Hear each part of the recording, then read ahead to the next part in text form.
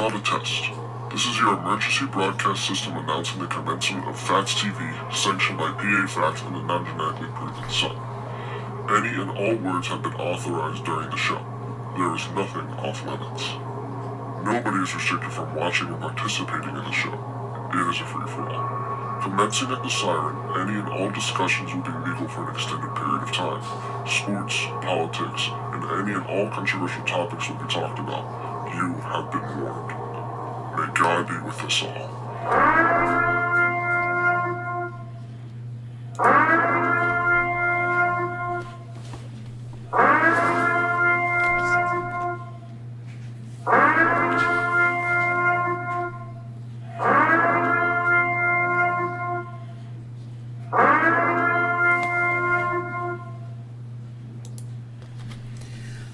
Good afternoon, ladies and gentlemen. Welcome to Phatts TV. I am the fat guy. This is the non-genetically proven Sun.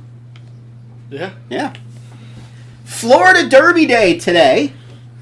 We said we were going to do a special broadcast. This channel was supposed to mostly be about sports. Let's turn this down a little bit. Show was supposed to be mostly about sports. Hey, we got sports today. All right. We got a little bit of sports today, finally, to talk about. So we're doing a sport that maybe 1% of the entire country really knows. Maybe. Yeah, well, you know what? If they watched last night's show, we previewed one race. Yeah. We previewed one race. You did all right. I said take the 10 horse. He's going to come rolling down the lane. Did the 11 horse inherit the lead? Actually, no. Did the 3 horse have the lead coming off into the stretch? Yes. See? At least I had that part right. Yes. The 5 horse, that Inter Milan, had the lead. The 3 horse overtook him, but coming halfway down the stretch, that 3 horse still had the lead, and there came the 10 rolling and joling and flying. I had 2. I said of the 3 that I had that were going to win, place, and show, I had 2. Just not the winner, so it wouldn't have mattered. I had the 9, I had the 3. Yeah, well, it came 10, 9, 3. I did not have the 10. I did say play $5 exactas, and the 10, and one of them was above the 9. I did not have the 10. So that paid $92.50. There you go. Yes. And then I hit the exacta in the next race, too, for another $92.40, I believe it was. I'm feeling confident about this 10th race. Are you? You're feeling confident, huh? Yeah. All right. So, you can't see my big screen TV, but we got it on channel NBC Sports. Now, I have a satellite dish, so I don't know if there's a little delay between what cable is and what satellite is. So if you're joining us, if you see us celebrate a little early or curse a little later or whatever, just know that I have a dish. When was the last time horse racing was on NBC Sports? It's on NBC Sports a lot. Is it? Yes, it is. Even if, sports were a thing right now, this would be on today.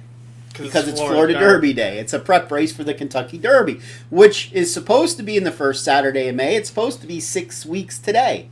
It's not 6 weeks today. It's about 6 months and 6 weeks. 6 months and 6 weeks. They pushed it back to the first Saturday in September. So does that mean we're going to have the Preakness before the... No, they're talking about pushing that back, too. What about the Belmont? Talk about pushing that back, too. Make it fair. Yeah. So the first Saturday in September is going to be an awesome Saturday. You got horse racing, you got college football, college something. So that's going to be a great betting day, and I'll certainly be live streaming. You won't be here. You'll be up in college, probably in Beaver Stadium. Probably, if we have a home game that day. I'm sure you do. Probably against, Kent State or something. Or you might have an away game that day. Who knows? All right, so I got my official computer here. You got your computer somewhere. It's up here. It's up there. So let's dive right into it. The 10th race, we got 12 minutes of post time. Usually Gulfstream goes a little bit longer, so we probably got about 15 or 16 minutes till we have a race. So let's see here. The 10th race. Let me scroll down to it. I took a look at it a little bit this morning. It's a mile and 3/8. It is the Orchid Stakes. It's a grade 3. For those of you that don't know much about horse racing, Trackside Live. That's right, Ryan. For those of you that don't know much about horse racing, there's 4 types of stakes races. There's your grade 1s, which is your big ones, your Kentucky Derbies and such. You got your grade 2, you got your grade 3, and then you got your non-graded stakes. This is a grade 3. We're going a mile and 3/8 on the turf. So it's pretty long, and it's for fillies and mares, so it's for the ladies. Mile and 3/8 for ladies. That's a pretty long race. Typically, you don't run over a mile and a half, and those are very few and far between. Although we actually do have a mile and a half race coming up here, here too, with probably some people think is the best horse in the country right now. Zulu Alpha is running in that race. So that means I probably put an X next to that horse's name.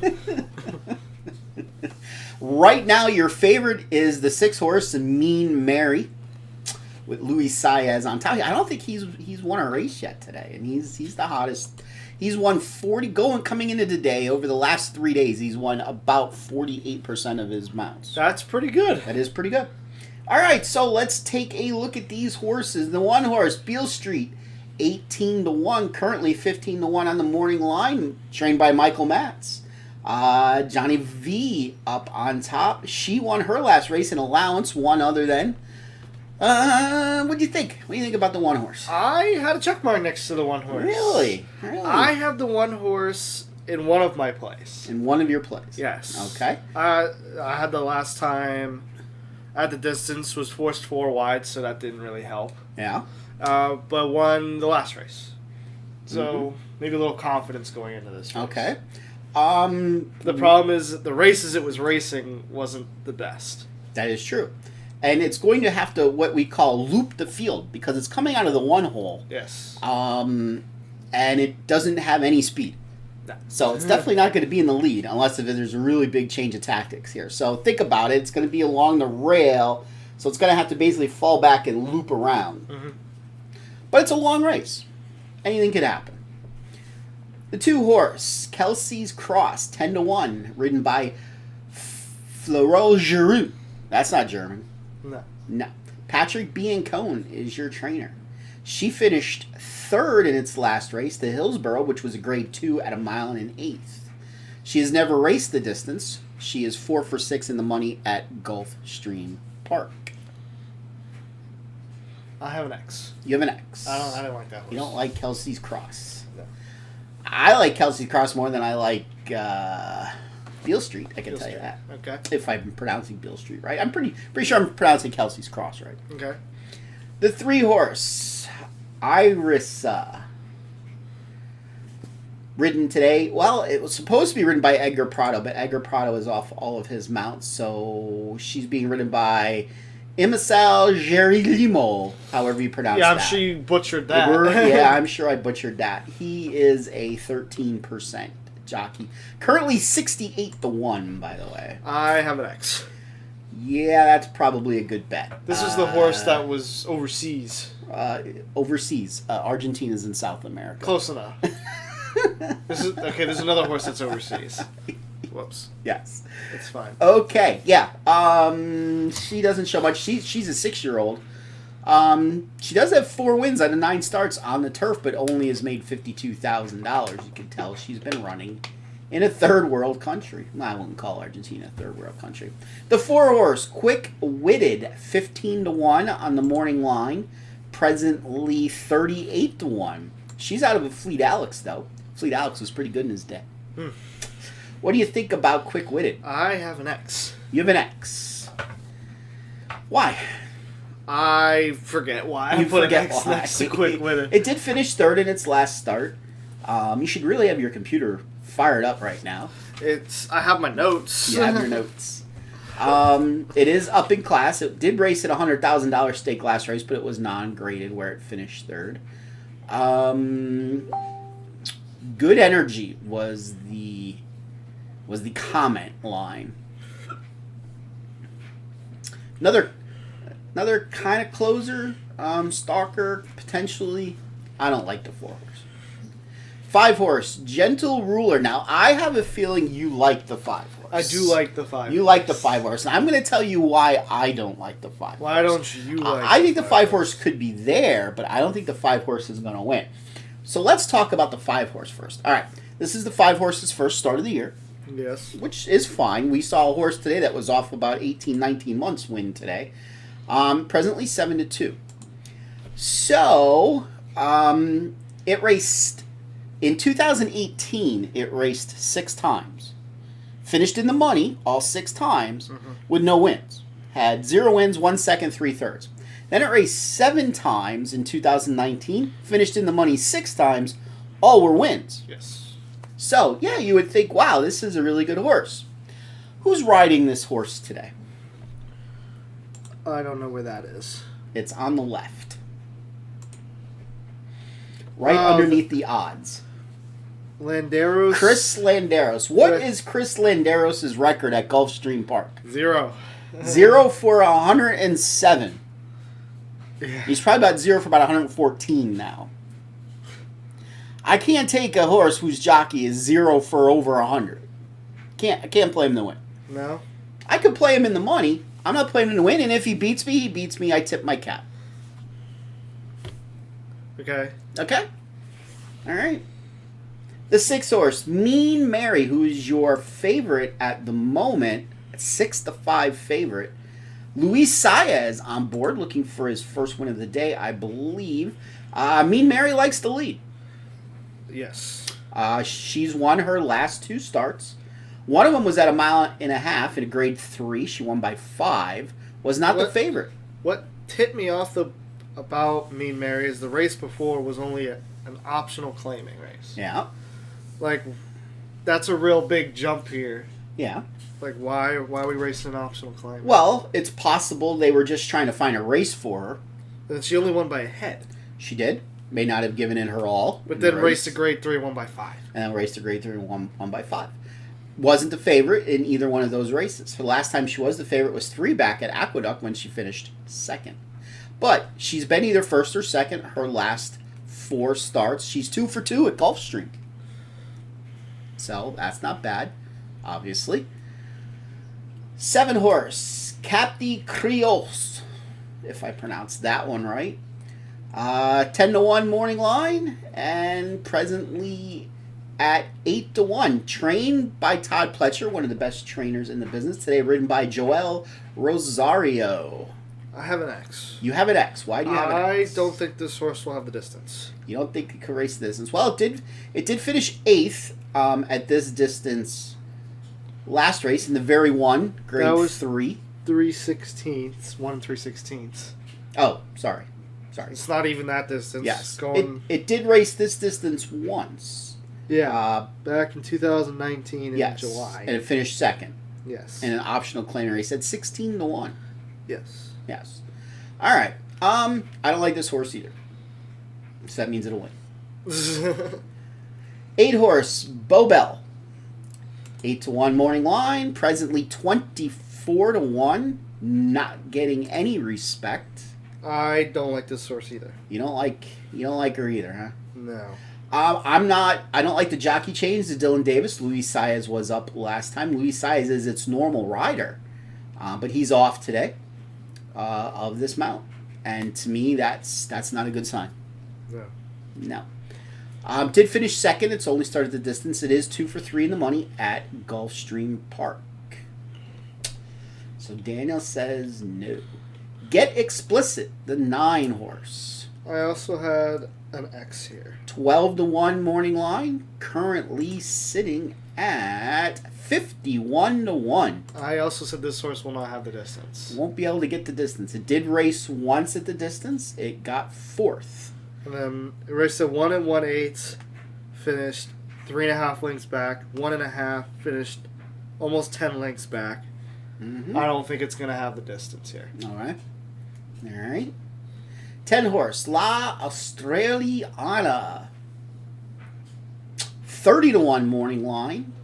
Currently sitting at 32-1. Also have an X. Also have an X. Again, I don't think this horse has the distance. This horse has not shown much. It's finished 6th, 6th, and 8th in its last 3 starts. This horse is more of a mile runner horse. Yeah. And not doing much in a mile, so I can't see it much doing in a 3/8 longer. Okay.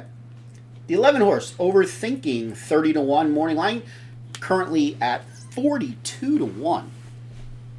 Again, same thing. Same thing.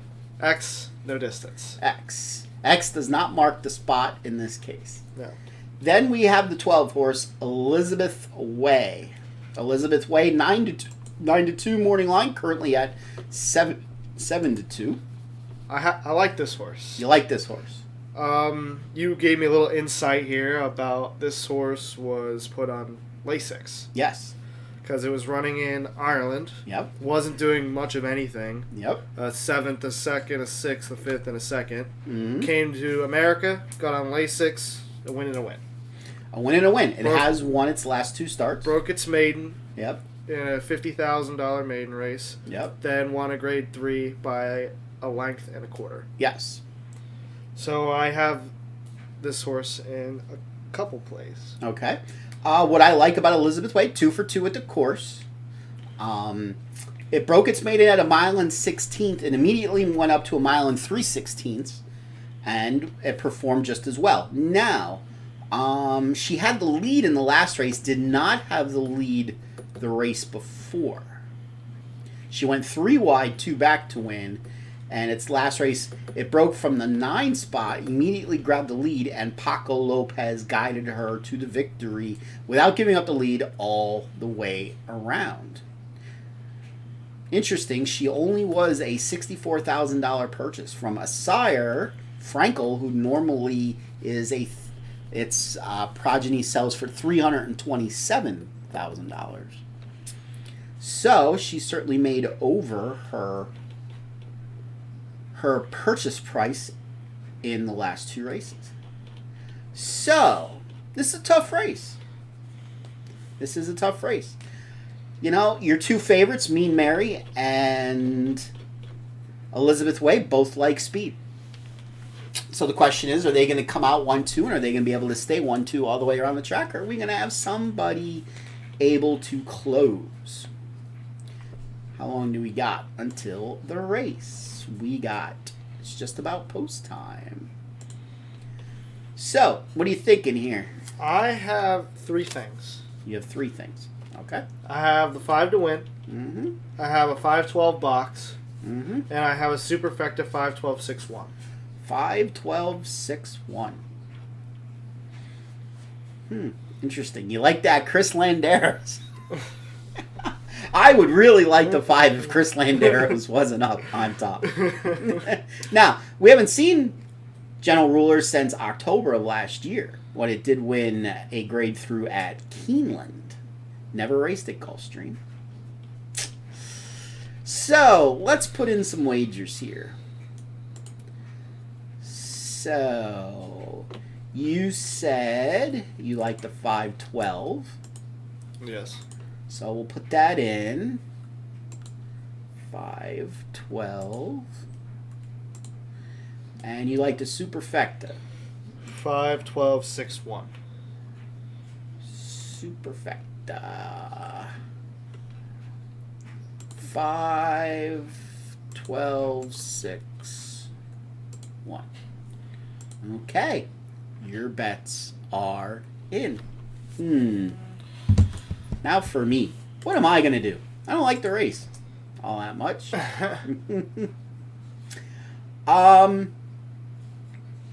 So, I mean, the class of the race is the 6 and the 12. I actually do like your thinking on the 4 horses that you like in the superfecta. But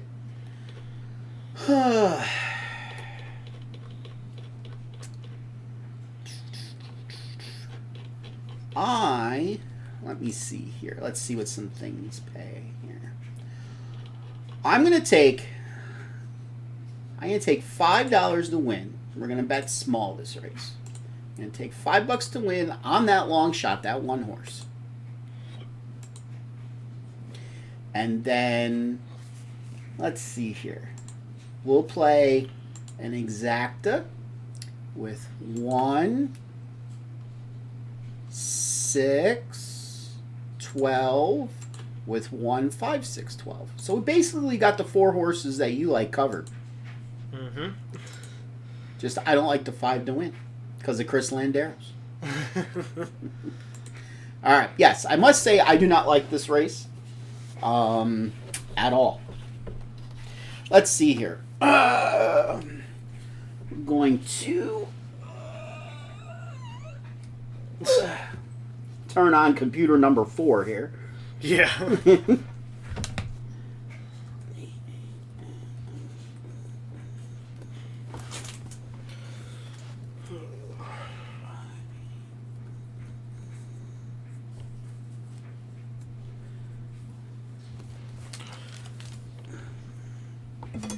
Looking ahead at the next race, these are all stakes races, by the way.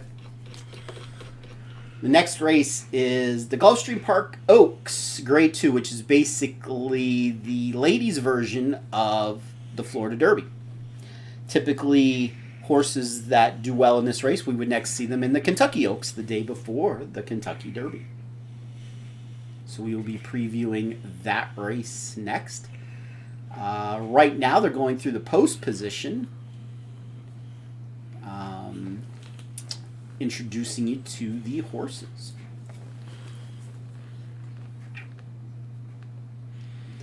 We have our TV muted. One of the interesting things that you see all the outriders wearing protective masks. Yeah.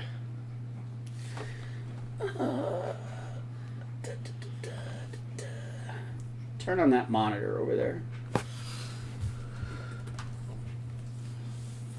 Screen number 6.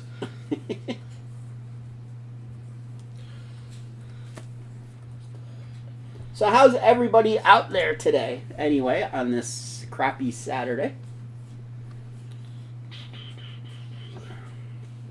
Wish that we were watching some basketball right now. Watching Penn State beat Florida State. They would be the Elite Eight, so if they won, they would have been Penn moving on. Penn State beating whoever. Even though we wouldn't have our Mike. Big Mike. We have an RR.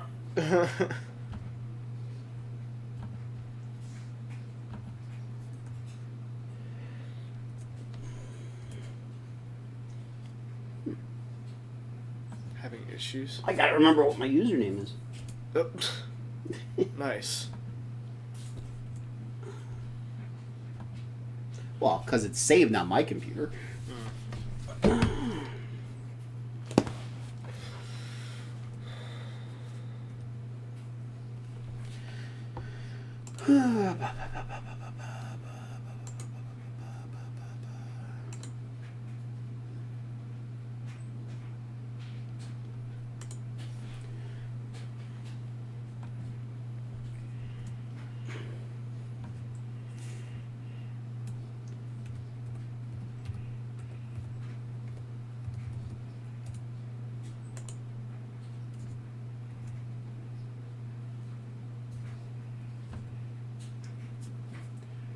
Now, come on.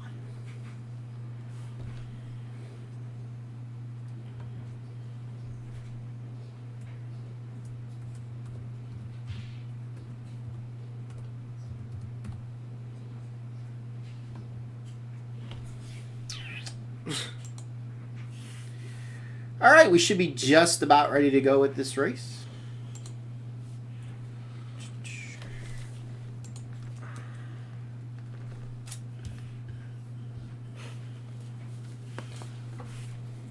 Still trying to figure out my password.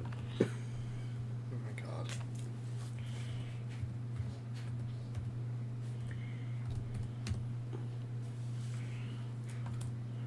That is my password. I know that's my password. Maybe your username's wrong. See? No, it says my username's right here. Right there. Unless if I have to capitalize the first letter. Usually, usernames are not.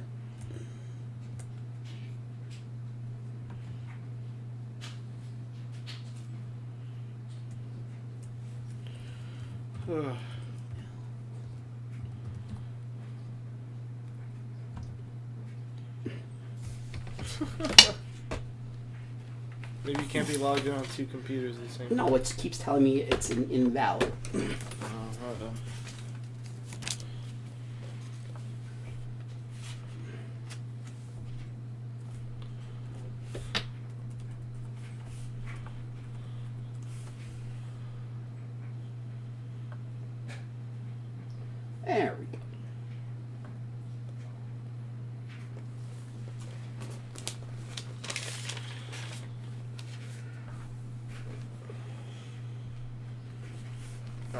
Okay.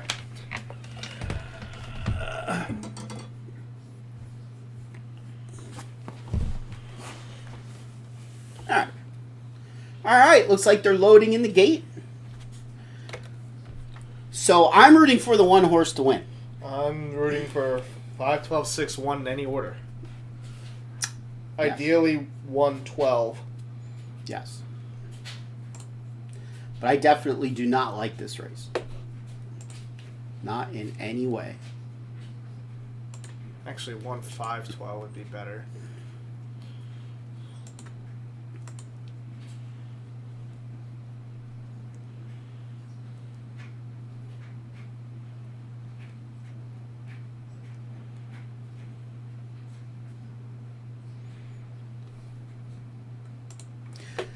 All right, for those of you watching, it's on NBC Live, and they're just about ready to break.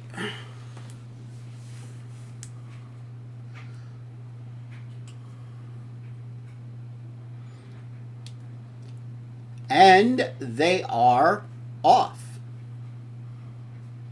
The 6 horse goes out for the early lead.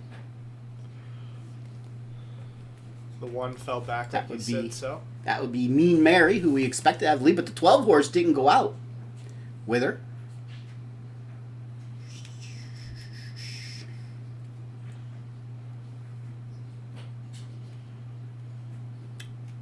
Six horse has the lead coming down the stretch the first time. 8 horse is on the outside in second. 5 horse is sitting third. And the 7 is sitting fourth. I like the position of the 5 right now. Blocking out all that wind. And staying on the rail. Yeah. If this is running, that's a great position. Yeah. It is. 6 is going to be tough to beat. I'd like to see some time. Whoa, there was a bird on the course. The bird just got scared a little bit. I'd like to see that 12 horse start working its way back. Yeah, interesting. That 12 horse isn't doing much here. Figured that would be definitely up amongst the leaders. Let's see that 6 horse start dying down now. Mm-hmm. 12 horse is beginning to move a little. Coming up the Slowly. rail. 1 horse is tracking behind the 12. 5 horse still in good area. Look at Linderos. You know what? I'd say right now, all you gotta do is worry about who do you have? 5, 12, 5, 12, 6, 1. 5, 12, 6, 1. If you get the 1 up there, you got the superfecta. Get the 1 up there. Get the 1. Come on, 1. Come on, 1. Come on, 1. It's not gonna get there. You're going to get first, second, third, and fifth. Well, the 5 didn't win like I said it wouldn't. Oh, maybe. It's close. It's close. Maybe. I might have had that. Maybe. It's going to be close for fourth. I'd like to see a replay of this. Not from the backstretch. Not from there.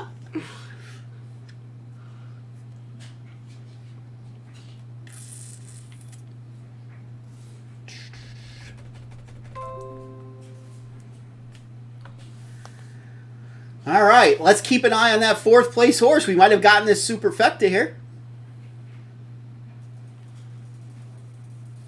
At this point, I didn't think you have it. No. Didn't think the 1 was going to get there. But 5 horse was gaining. 6, slowly. 5. No, I don't think you got I it. don't think I'm gonna have I it. think you lost by a nose, by a nostril. Come on, let it play all the way through here so we see. 6. No, didn't play all the way through. I don't think you got it, unfortunately.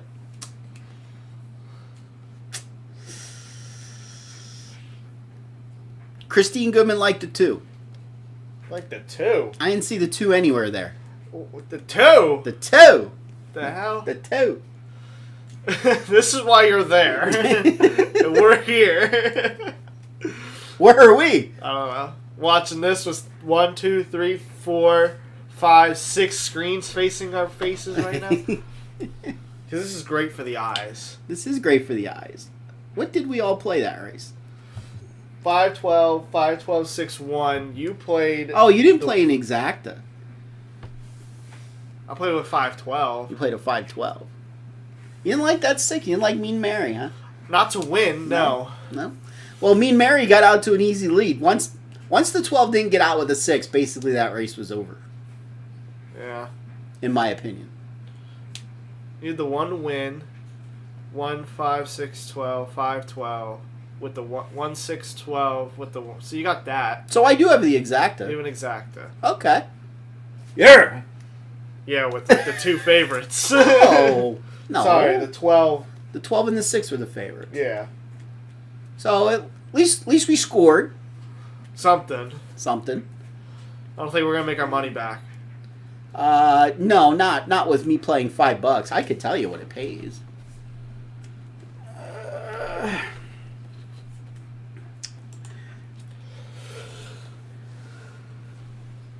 The 6-5 is going to pay $9. Woo! That's what that bet cost. That's what I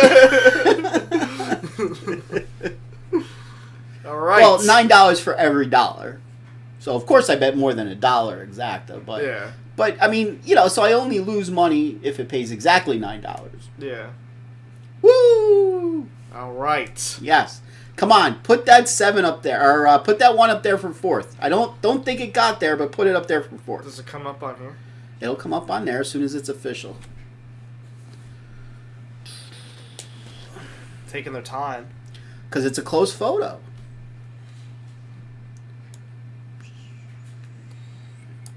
That was Christine's favorite number. That's why she liked it too. That's a bad reason to pick numbers. Look at Until it's a long shot and it comes in. Yeah. That's like me when I was picking my favorite color. Picked the 1 because that was my favorite color. Yes. I'm wearing all red today. You are wearing all red today. Oh, I'm a Ohio State fan at heart. Apparently.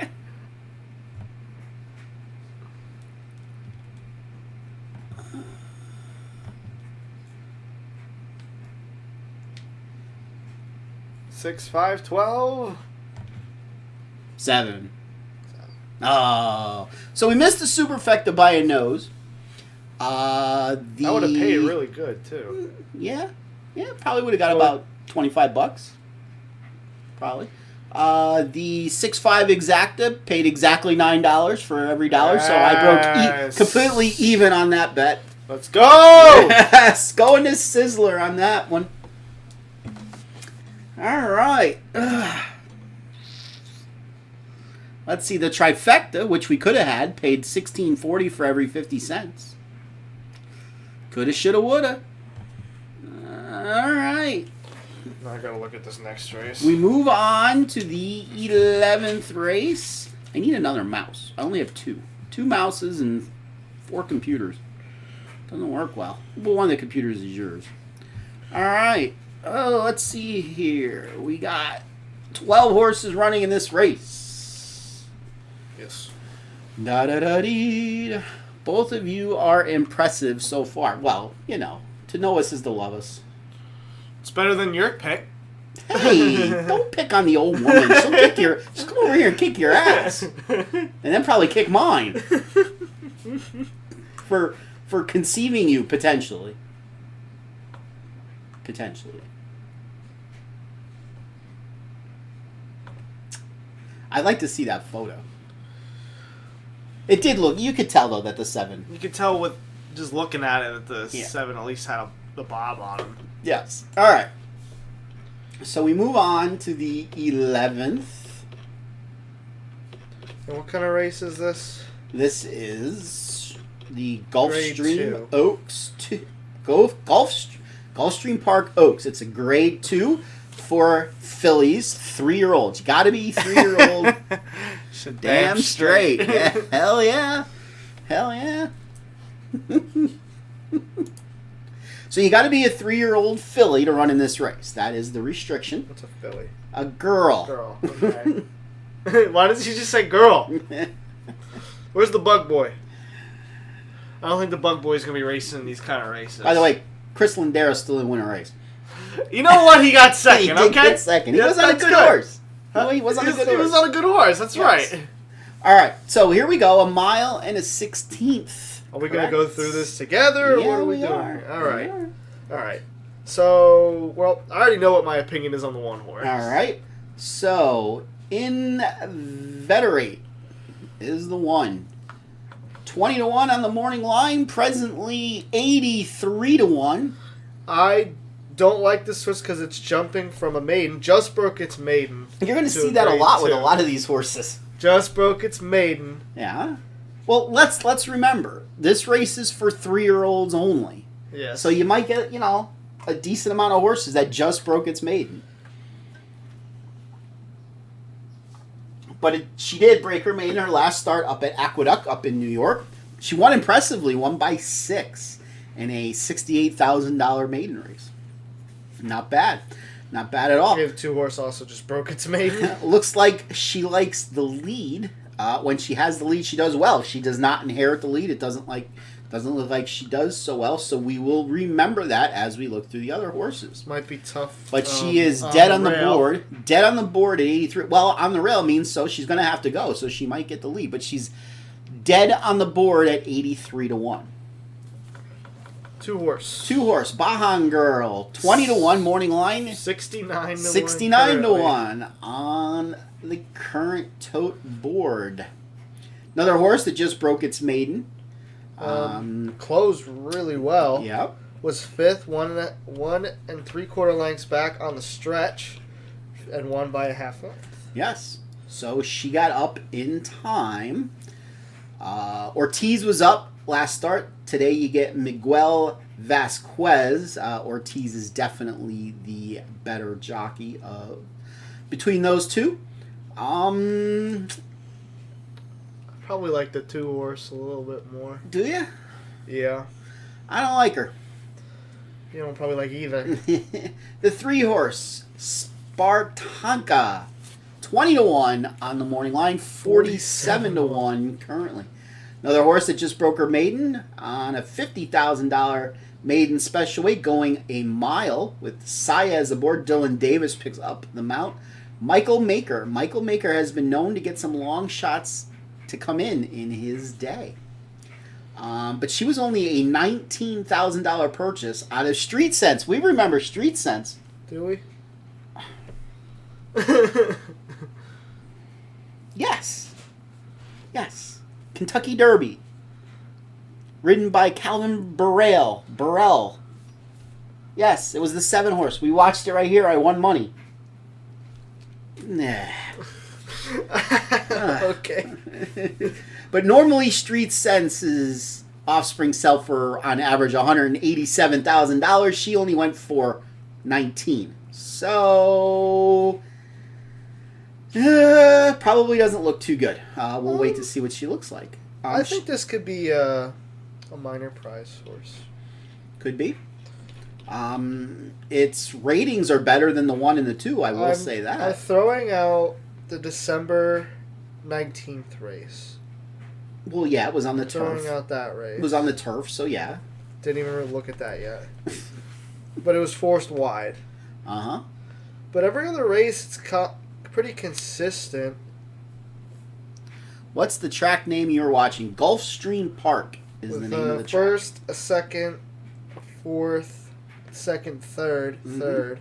Mm-hmm. So it could be a minor price. Could be. We'll keep that in mind. I'm going to write that down. The 4-horse, Lake Avenue, 9 to 2. Morning line, 9 to 2.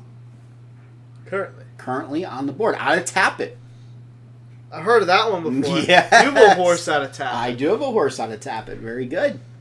Very good.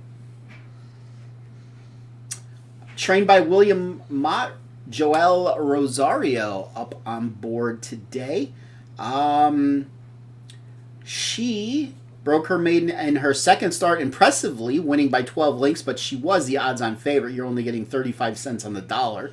Then she came out in her next race, a grade 2 at Aqueduct, and she blew away the field again, winning by 4.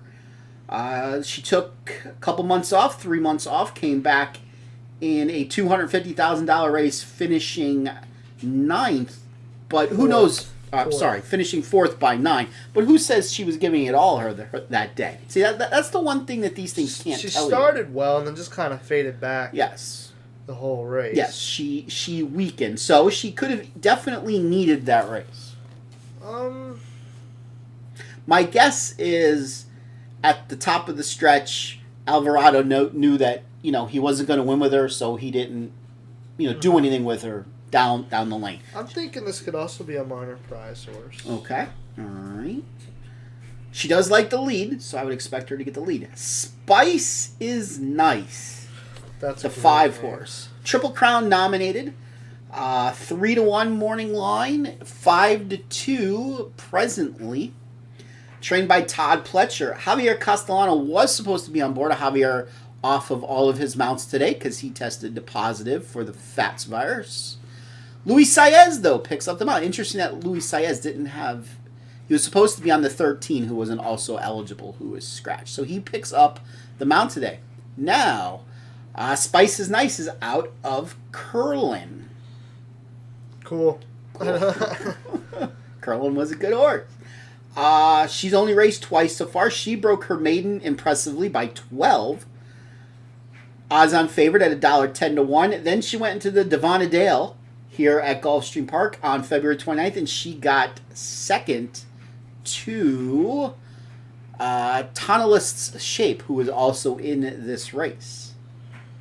So, in fact, the horse that got third in that race is also in this race. We will get to her in a little bit as well. She is a major player in this race. I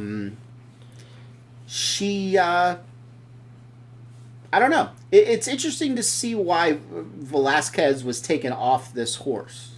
Velasquez is Todd Pletcher's main rider. So,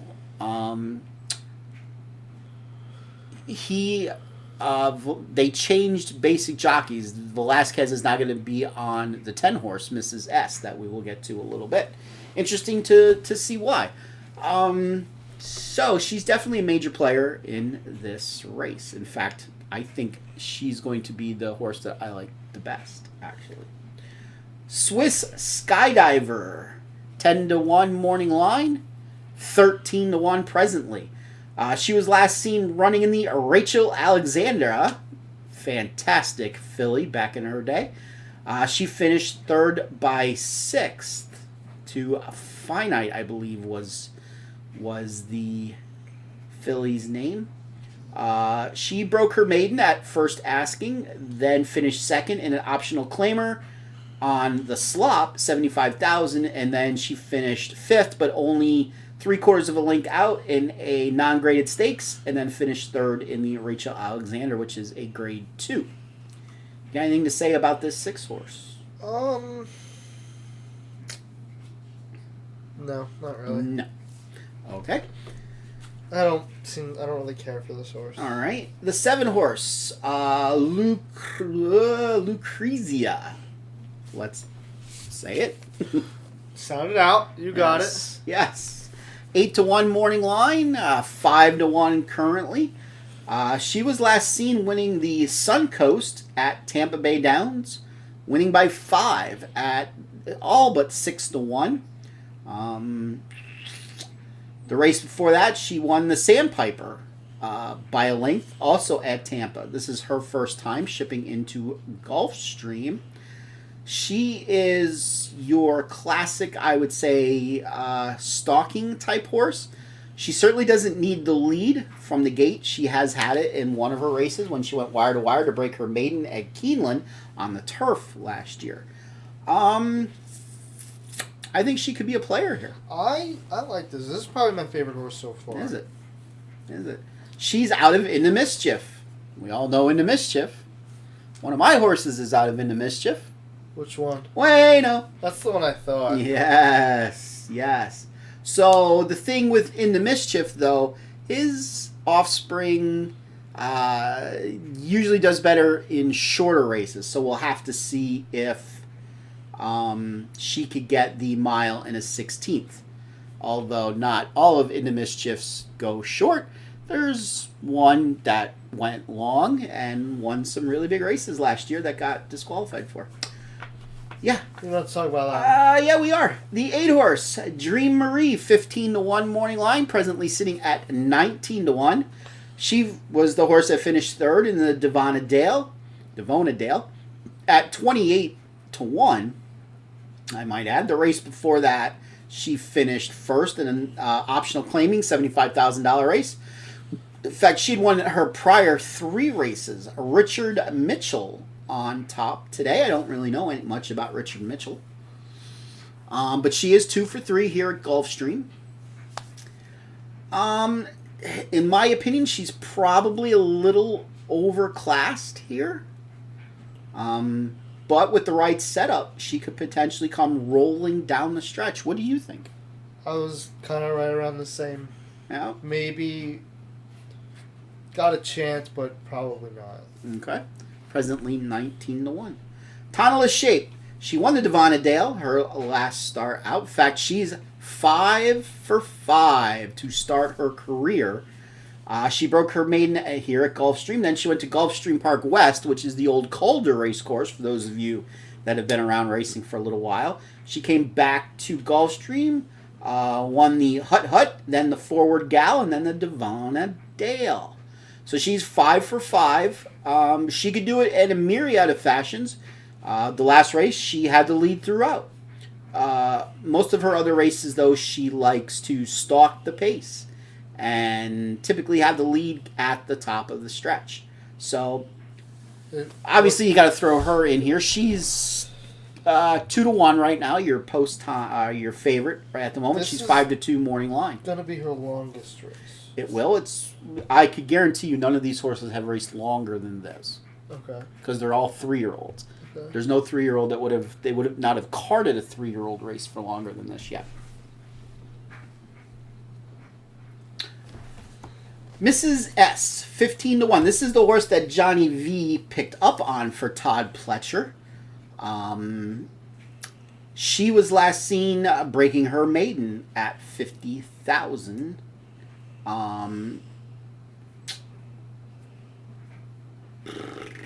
Going wire to wire. Not much else shown on this, though. No. Just kind of that. Yes.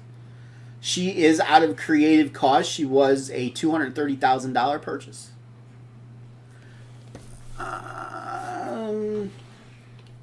The 11, Adeline, 30-1 on the morning line. 94-1 presently.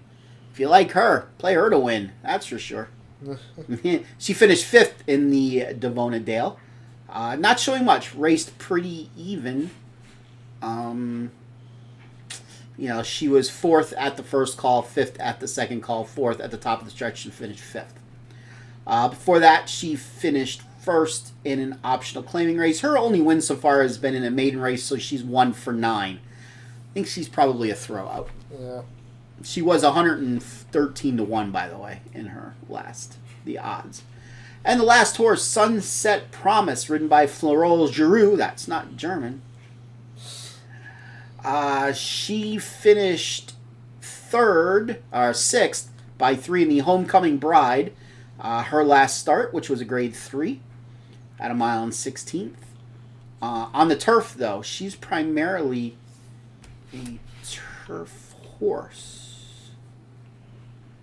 So we'll have to see how she does coming off the turf. She's 48-1 presently, so she's not getting any love either. All right. So, definitely your 2 top horses in this race are the 9, the Tonalist Shape, and the 5, Spice is Nice. The 2 horses that went 1-2 in the Devonadale, their last time out. By the way, Spice is Nice cost over $1 million. Yeah. Interesting. She was sold at Keeneland's September sale for $1 million. $1,000,000.05 to be exact. All right. So, a lot of horses like the lead in this race. So that opens it up for some potential closers to pop in there. So, let's see here. How much is this going to cost? So we got...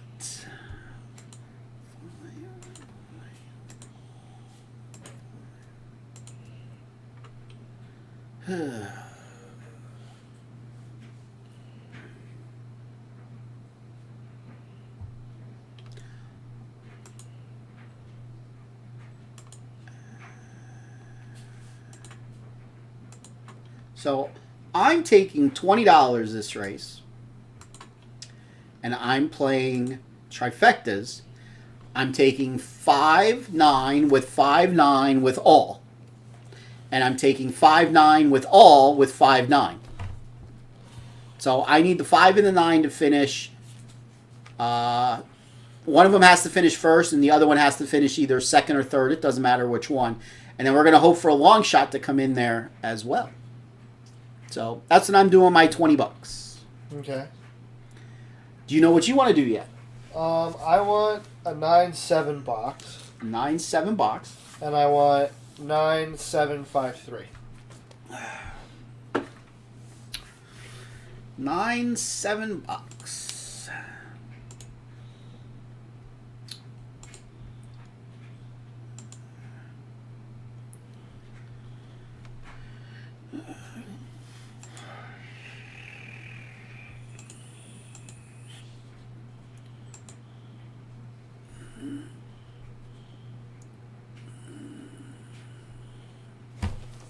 Dang, what is she saying there? Triple Lucrezia, Mrs. S, and Lake Avenue. $3 box. Lucrezia, Mrs. S. So she likes the 4, the 7, and the 10. Interesting. And she's taking the 99 to 1 shot to win. What'd you say you wanted in the superfecta? 9-7-5-3. So you're putting that 65 to 1 shot in there. Yeah, I like it to finish a third. 3, 5, 7, 9. You said. Yeah. All right. Well, let's hope it finishes second, and the 5 horse finishes third, and the 9 horse finishes let's hope it comes 5, 3, 9, 7. How's that? How about 3-5? Yeah, but 3-7. But then we both win.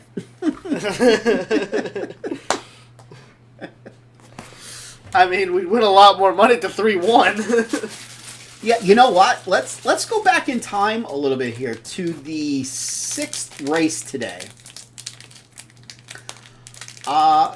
If you had the superfecta in the 6th race, if you played it straight for 10 cents, that's all you had to do is bet 10 cents, and you hit it, you would have made $3,074. Nice. You had a 60 to 1 shot come on top. That was winnable. That horse actually, you could have made a case for it.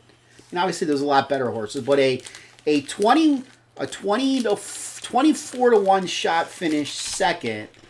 Bodie Express finished third. He was 2 to 1. And Eye of Jedi finished fourth. Interesting for Eye of Jedi. Eye of Jedi was minimum 99 to 1. Don't know exactly what its odds were.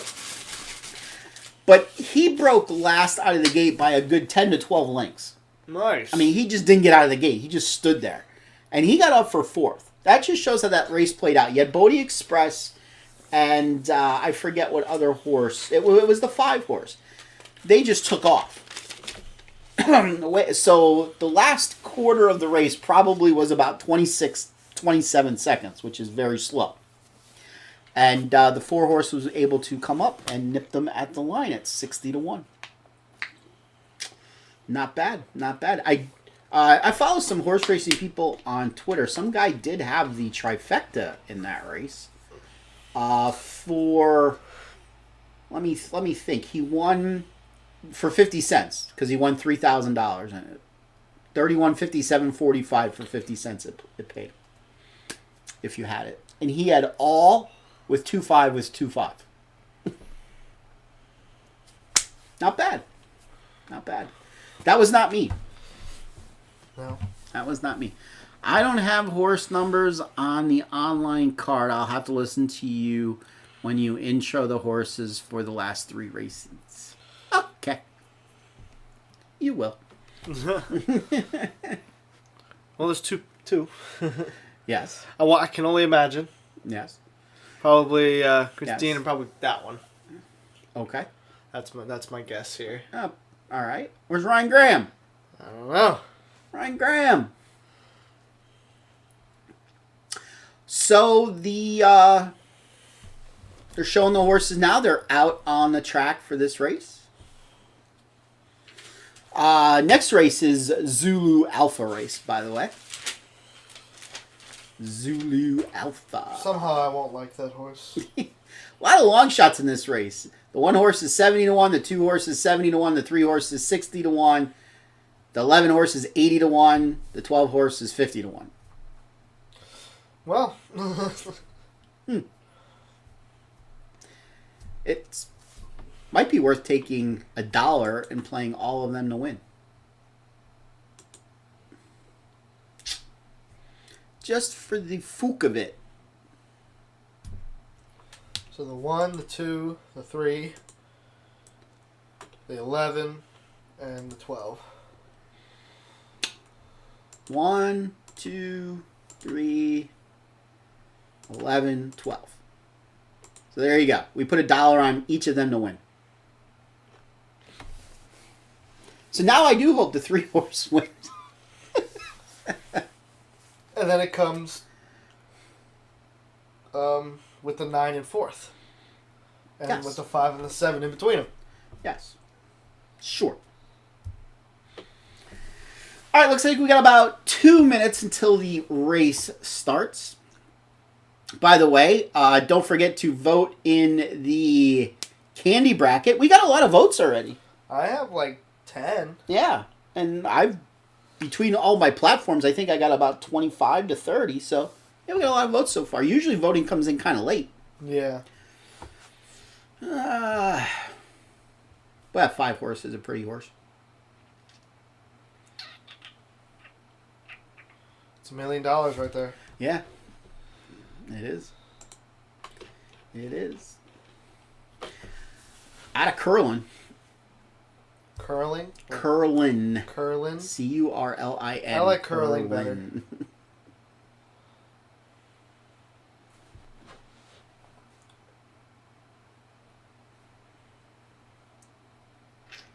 It's weird watching it without any sound. I'm sure.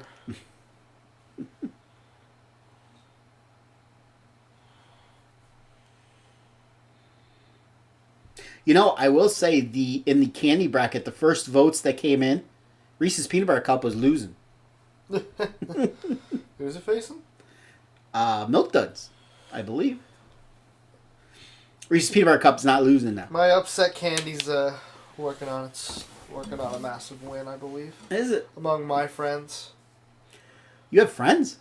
More than you. Really? Yes. Really? Swedish Fish is one you can't stand. And who's Swedish Fish going up against? Blow Pops, the Blow 14 Pops. seed. Well, how's that an upset? It's my 6 seed that's going to come out of that bracket. They're the higher seed, so this, it would be an upset for them to come out. What are my post numbers for the pick above? Lucrenza is the 7. Mrs. S is the 10.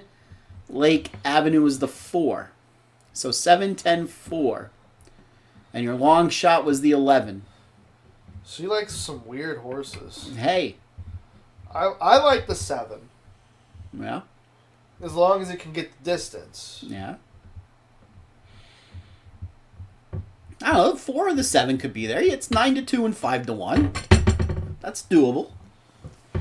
10 could upset. I mean, you know, let's look at the 10 again quick. She won her last race. She broke her maiden.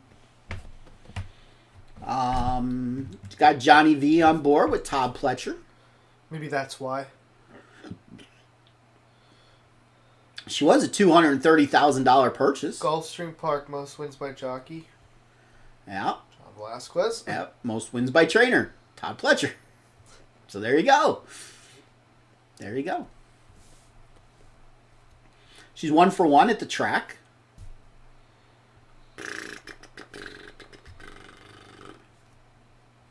She has made almost $62,000 in her 5 career starts.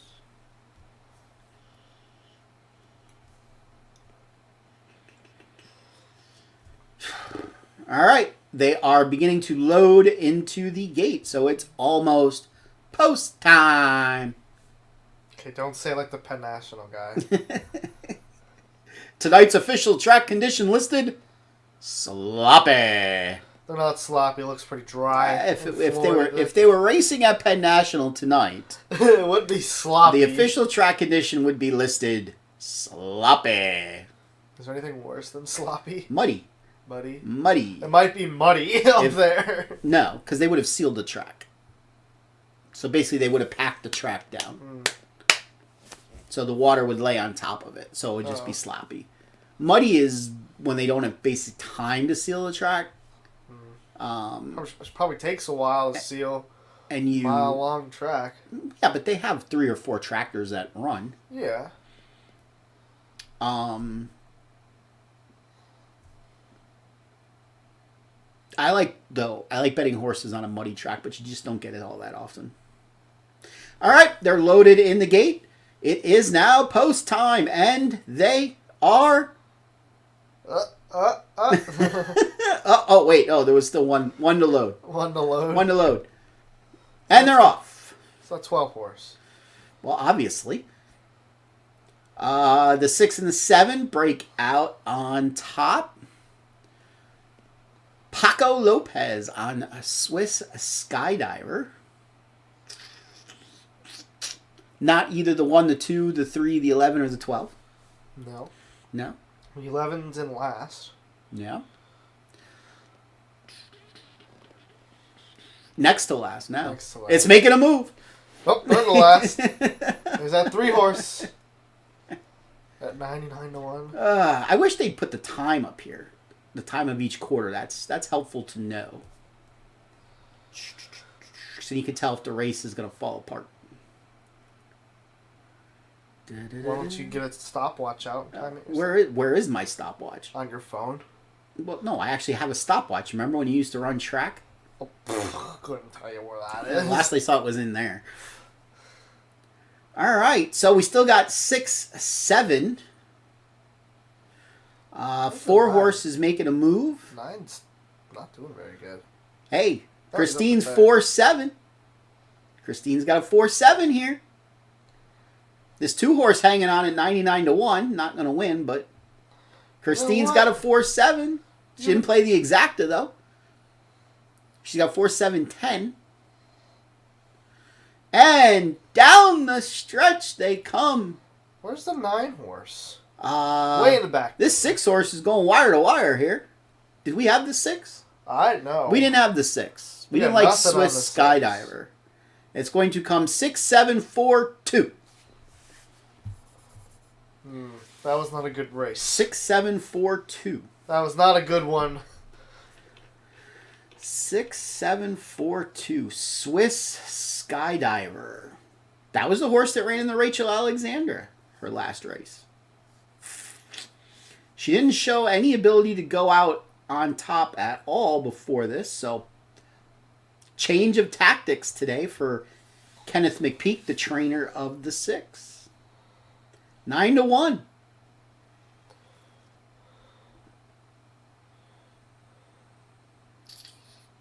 Six, 7, 4. That might not pay bad. No. You got the 99 to 1 in the superfecta.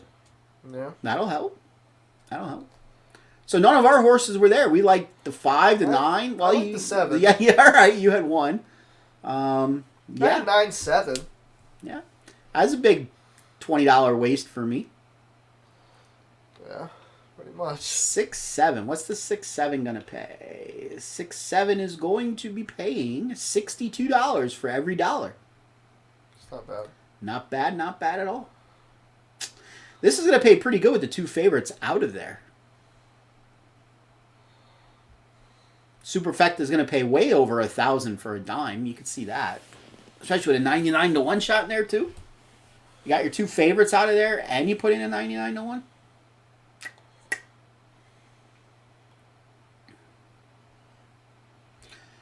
All right. Well, so we'll wait to see the results of that, what that pays. And as good handicappers do, we turn the page, forget about that race, and move on to the 1.5 Pan American Grade 2. The Kitten's Joy Pan American. At 1.5 miles. This is the race with Zulu Alpha. Zulu Alpha.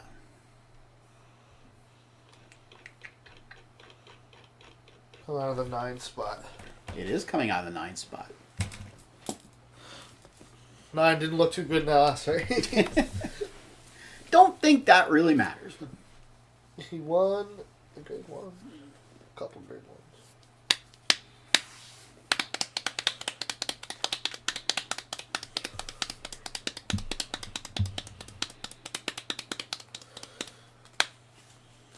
Zulu Alpha has made $2 million.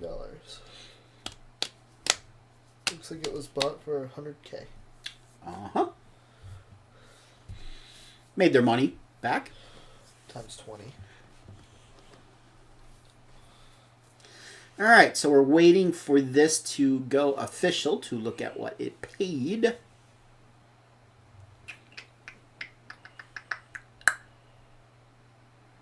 But all our eyes are focused on the last race, the Florida Derby. There has been 3 scratches to that race, which makes it a little interesting, actually. We'll talk about that. Chris says the number 10 stank. Yeah, the number 10 did stink. But so did the 5 and the 9. Our other horses that we had, that stank.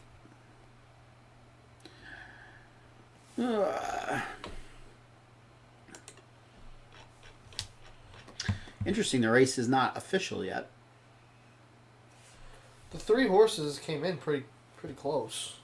Yeah, but there was no need for a photo.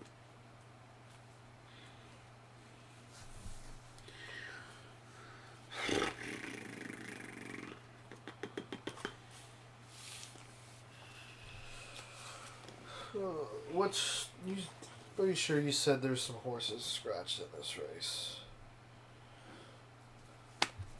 Scratch race 12, the 7 horse. Only 10 horses. Look at that. Not much to go through.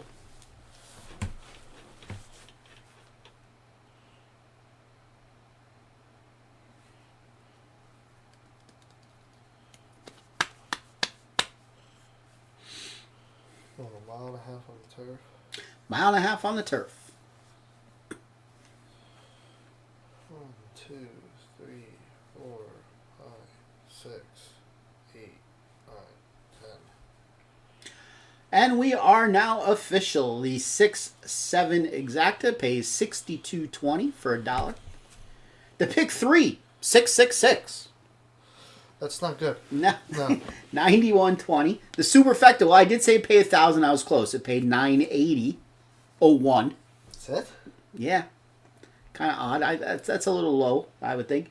The trifecta paid 100, just short of 180. 179.85. It's right up on the screen. Hey, there it is. Well, my camera's in the way. I can't see the camera's a little not as wide as our TV. Yes, but me looking is right where the prices are. Oh yeah, me it's kind of in the middle of all that blue, so yes. I can see everything. Yes, believe it or not, we do have a camera. Be kind of hard to have the stream without. Well, it's not like we got it mounted to the ceiling and it would be dropping cool down. if we put it up there on top of the TV. It would be cool. Zoom it in. Yeah. How come you didn't think of that? Because we don't have long enough wires to do that. Okay, we could go out and buy wireless cameras. Okay. Doesn't Penn State have wireless cameras that you could borrow? It's not like they're doing anything with them. This is true. All right. No, I haven't streamed off of a Penn State camera. I usually just put an SD card in, record, and take the SD card. Oh, nice. All right, off to the Pan American Stakes. It's a big boy race. Flip the screen to race 12 for us. Race 12. We back to the boys here? Yes, we are.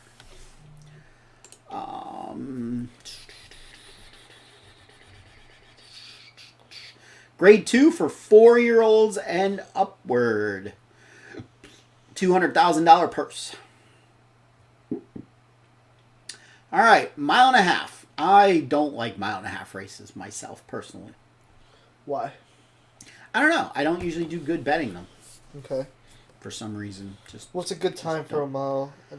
See, that could vary widely based upon track condition. Usually in, say, like 226, 227. Okay. All right. This one horse ran a 224 for 1.5 miles at one point. It did, but that was the Breeders' Cup turf, so you would expect the track to be playing as fast as possible. Okay. Yeah, I kind of just looked at what it was. Yes. Yes. Because it finished 7th. All right, so here we go. The one horse, Channel Cat. I know Channel Cat. 5-2 currently, 9-2 morning line. Definitely a player in this race. Raced a bunch of good races. Yeah, hasn't won since last July. Great. In fact, that was its only win in 2019. It's raced once so far this year in a Grade 1 where it finished 10th.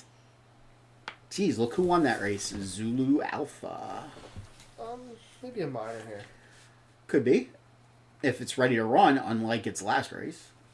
Yeah.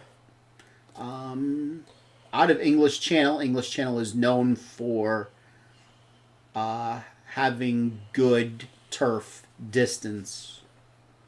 Prodigy. The 2-horse, Bema's Boy, out of Into Mischief. Now, this is interesting. An Into Mischief horse going 1.5 miles. That's something you don't see. But it did race 1.5 miles in its last race, and it got second. Kind of slow time, 2:33. It's not racing. Neither of the races is this last horse. No, it's not.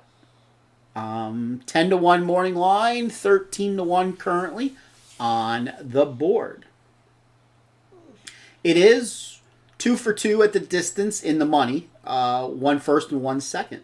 Never raced here at Gulfstream. Can maybe throw him in. Well, maybe. I think you have to throw him in there somewhere. Maybe a minor. Spooky Channel. I remember watching this horse a couple races back when it won as a long shot back on January the 25th.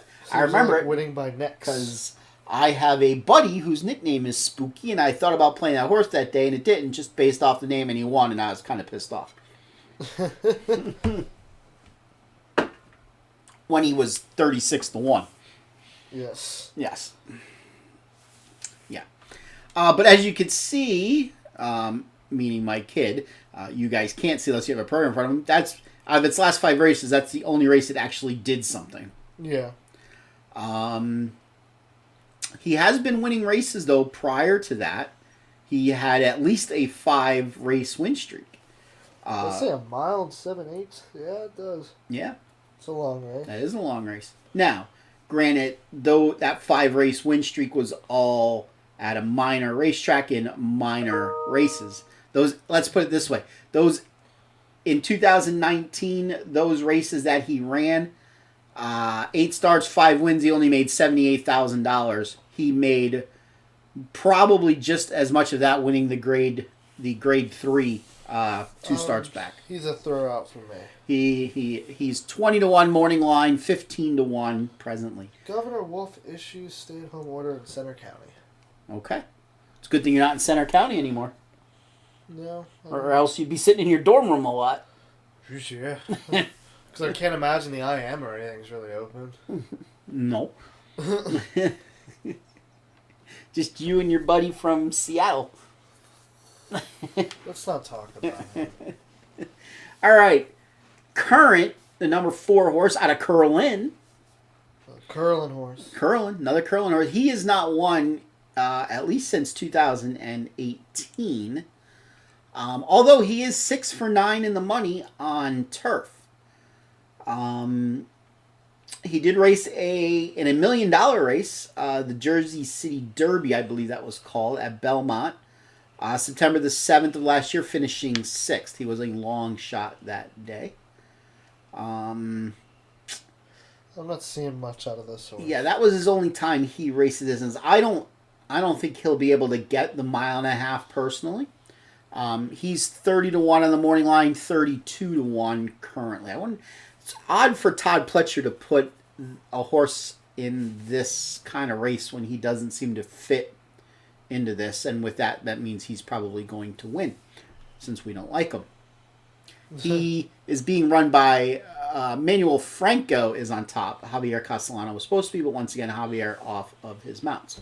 The 5 horse, Go Poke the Bear. 20-1 morning line, 14-1 currently. You like the name Go Poke the Bear. Yes.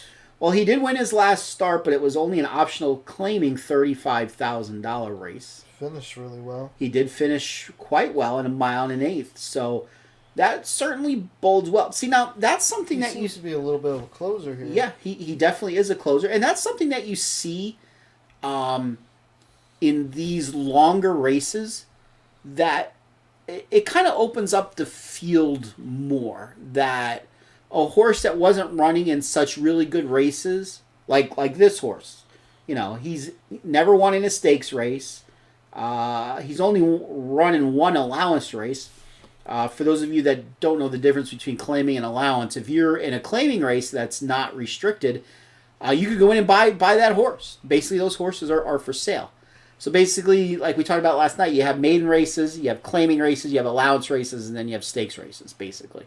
At least they're fairly high claiming races. Yes. 50,000, 62.5. Yes. So, in fact, its race before, in October, he was claimed for $50,000. So, Michael Maker is your trainer. Paco Lopez is on board. He's going to be very interesting. He's certainly going to be coming at the end. Whether he's up against it with class, we don't know. I might throw him in here. All right, the 6th. Galleon Mist. 15-1 morning line. Presently 35-1. He's showing no love. His last 2 starts were state-bred races. Gulfstream Park has them in conjunction with Santa Anita out in California. They do a Sunshine Millions Day, where a lot of the races at Gulfstream are state races, and a lot of the races that day out at Santa Anita in California are state races. Mm-hmm. So you see that a lot. It's just something that they do for horses that were foaled in Florida and horses that were foaled in California. I'm not really seeing a whole lot. Well, he looks like another closing type horse, at least in his last couple races. A little bit. He's never raced the distance. In fact, he did race in a 1 1/8 race once. He did get 2nd. So there's potential for him to be able to get the distance. He's only really doing good in state-bred races, though. He is? His other races doing, Yeah. He is 20 for 22 in the money, though, at Gulfstream. He is 25 for 29 in the money on turf. So there's potential there that he could be there. I don't think he's going to win. But he's in the money, so maybe we'll throw him in. The 7 horse Prince of Arabia is scratched. The 8 horse Manicomio, if I pronounce that right. 30-1 morning line, 83-1 presently. Last race was horse 4 wide, but only finished 2nd by a neck. Yep. In Closed a really well. $40,000 allowance race. So he hasn't been racing against nearly the company either. No. That was only his 3rd try on turf, and the first time he's actually done anything on turf. What does the X mean back in September The 2019? X means it was supposed to be on the turf, but it was taken off the turf. That's what I figured. Yes. I'm not seeing too much out of this one. Yeah, he's I don't really care for the races. He's another one, like, he hasn't gone past a mile in his 16th, and now you're asking him to go a mile and a half. That's going to be tough. He's probably going to be tired, but who knows. Then we get to the all-star in the race, Apparently. Zulu Alpha. Zulu Alpha, 2 for 2 so far this year. He's made $650,000. He finished 4th in the Breeders' Cup Turf, the mile and a half, the marathon race last year. Interesting, he was pretty high odds that day. He was almost 19 to 1. But then he came back, his first race this year. He was almost 12 to 1, and he won it, getting up in time. And then he raced into Grade 2 here, February 29th. And he was the odds-on favorite, and he got up as well. Same jockey both of those days. Yes. First time he's rode Gaffleon. Yes. So, he's made so far in his 32 lifetime starts, he's made over $2 million. He's 4 for 5 here at Gulfstream. There's a reason why he's 3 to 5. He's by far the class of this field. Depends how he gets out, though. Well, he doesn't really need to get out. He's not going to get out on front. He's outside. Right, so that's... I mean... He's definitely don't like the lead. No, he's definitely going to be coming from the back of the pack. Seems to like to sit like 7th, almost. Yes. Yes. Sit almost at the back. His last race, he was next to last at the first call, 14 lengths back, and he still won. Yeah. So, by far the class in the race. And the last horse, the 10 Focus Group, he is 8 to 1 morning line, presently 9 to 1. Won a Grade 2 back in March of last year. Mm-hmm. He does have 2 wins at this distance.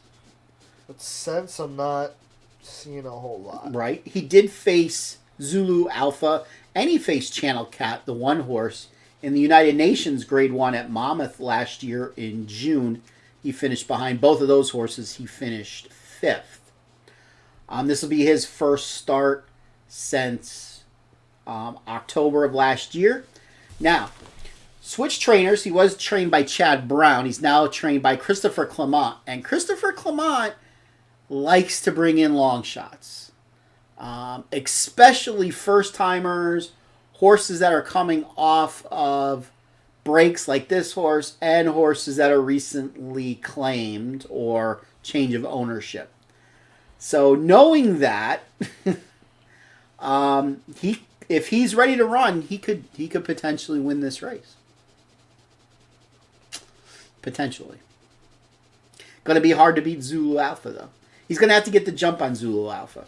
This race is pretty well devoid of speed. I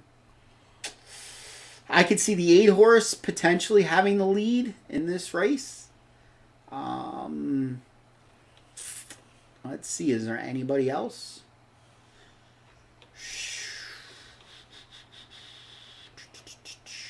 No. No. So, of all probability, the 8 horse is going to have the lead at 76 to 1 right now. How long do we got to post? We got a few minutes to post time here. Let's see what some things are paying. What are the exactas paying with Zulu Alpha?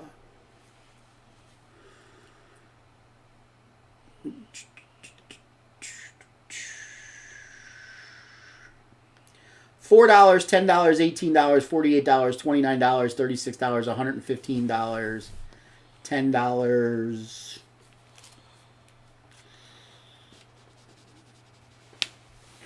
Okay. We got some plays in. The non-genetically proven son says he's got some plays.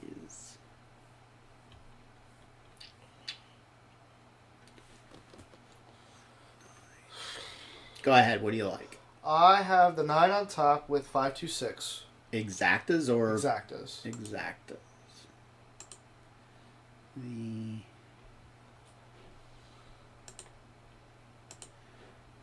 9 on top, but the 2, 5, 6. Yeah. 2, 5, 6. And then I want a superfecta boxed of 9 or 1, 2, 5, 9. 1, 2, 5, 9. Interesting. Why? Because you didn't include the 6 in there. You have the 6 in the exacta, but you don't have the 6 in the superfecta. Because that was our questionable one. All right. And 6 is a long shot. All right. So what is it? 1, 2, 5, 2, 5, 9. Kind of depends how the one breaks off the rail there. Well, he's not gonna break much. Can't see that happening. But again, this is a long race. It's a 1.5 mile race, so it's not like a 6 furlong race where he's going to need to break really well. Yes, I mean, he has shown the ability to break. If you go back to his race, the Bowling Green last year in July, he did have the lead. He went wire to wire actually up at Saratoga. Your horse does not like Saratoga. If I remember. No, my horse did not like Saratoga. Wayno did not like Saratoga. Keeneland. Yep, he did. He won at Keeneland. So he broke his... Broke his maiden at Keeneland. Wasn't that his last race? No. He raced since? No. Yes. Christine is playing a 2, 9, 10 triple box. $5 on the nose of the 6. And an exacta 2, 9 box. Well, we kind of have the same wheel. We both like the 2 here. Da, da, da, da, da. Go poke the bear. Go poke the bear. Mm-hmm. That's a great name. Mm-hmm.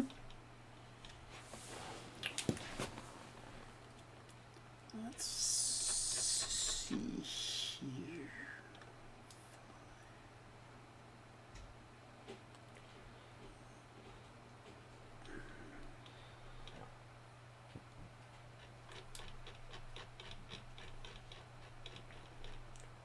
This race is yucky. You can tell why I didn't play the pick 6. Yeah. This race is yucky. Yucky, yucky, yucky, yucky, yucky. I mean, what are you just going to put 9 with other stuff? I don't know what I'm doing yet.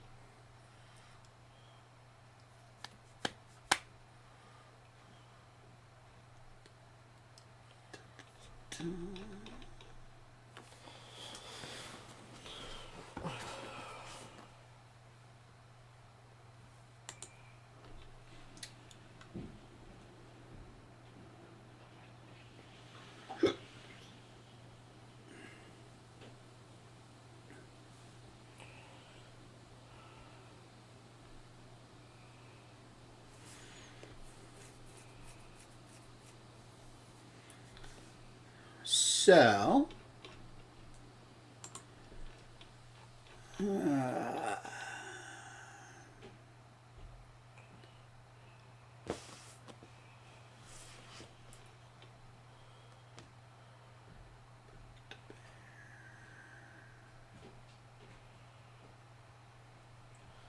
Oh, I love my philosophy teacher.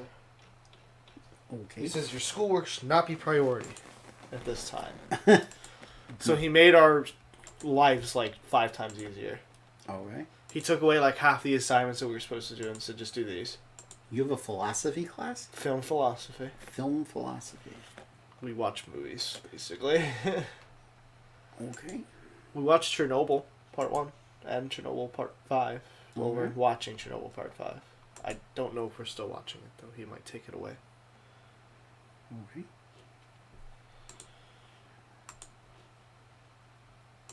What are you playing?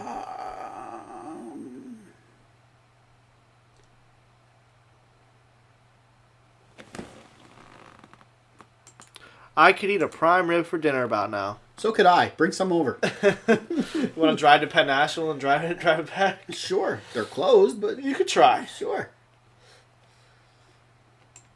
I hope they wouldn't have any prime rib there. They better not be freezing it. Ew.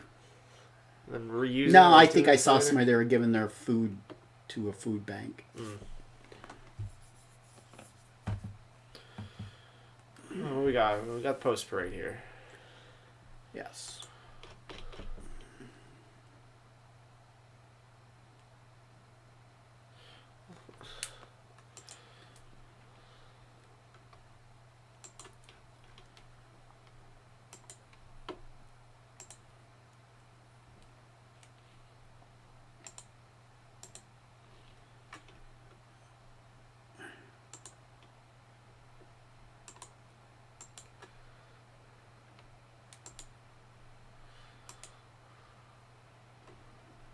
All right, so I played $5 exactas, 9 with the 210.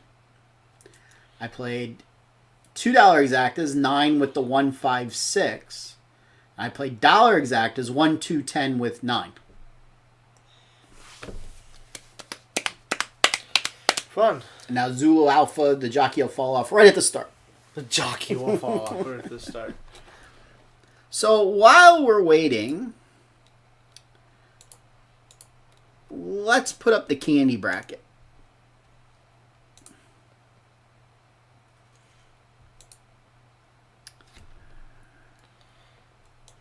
It's one of them.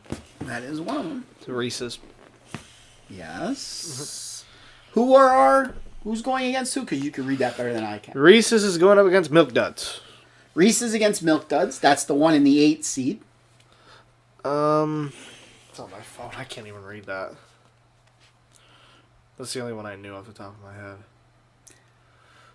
Milky Way going against up $100,000 grand. Yeah. That's the 3 or 4 and 12 4 and seeds. 12. Okay. Tootsie Roll up against Gummy Bears, 6 and 3 seeds. Yeah. And Butterfingers up against Twizzlers, it's a 7 and 2. That's right. So it's going to be Peanut Butter Cup. It's going to be Probably Milky 1,000 Way. grand. I believe I picked the upset there. It's going to 12 be seed. Gummy Bears and it's going to be Butterfinger. Yeah, I picked 2 upsets in that bracket. And in the other side, Got M&M's versus Mike and Ike's, Yep. 1 versus the 8. We got Jelly Beans versus Hershey with almonds. It's a 4 and a 5. yeah, I believe I picked an upset there. I believe I did too. Yep. Swedish Fish versus Blow Pop.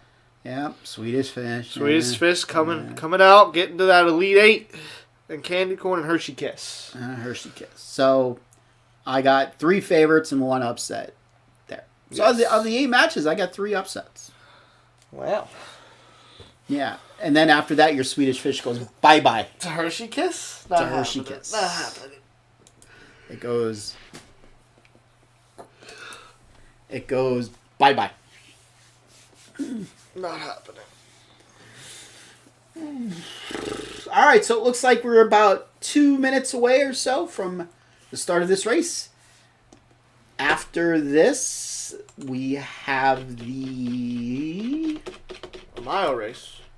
mile on a turf, the Appleton, grade 3. There's 16 horses in this race. Gotta go through 16 Yes, horses. that's a great time to find a price. What? A price to find a long shot, because there's a lot of horses, so money gets spread out. They usually win more money when there's more horses. Yeah? Yeah, Yeah? yeah. Makes it really hard, though, to find that long shot. That's why you usually win more. Duh. You know what? Which way did he go, George? That way. To Trump? Yeah. By the way, I read today that Trump is thinking about placing a full quarantine on New York, New Jersey, and part of Connecticut. So what would that mean? Like, the feds are actually doing it now, not the state government. So it'd be the same thing of what Wolf was doing, just home quarantine or whatever, stay-at-home order. Yes. Yes, but on the federal level. So that means, like, ugh. It's bad. It's bad. You know, if Generation Zers like you guys would just stay the hell indoors. I see you going outside. Yes. I practice social distancing. Taking a walk. I'm practicing social distancing. Yes, but how many of your fellow compadres do? I don't know. They don't. I'm practicing my social distancing. I'm not in groups of 10 or more. Good. You should be in groups of 1. I'm in groups of 2. Does that count? Is that a group? That's a group. Ooh, there's a misprint here in the 13th. Oh. They spelled inadvisable wrong. You would find that. I just happened to look down and saw words. I just happened to look down and saw the word inadvisable. And I was like, ooh, that's spelled wrong. There's no 2 V's in inadvisable. No. At least not at least not right now, there isn't.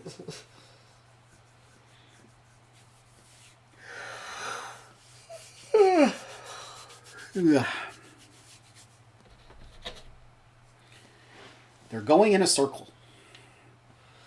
They are walking in a circle.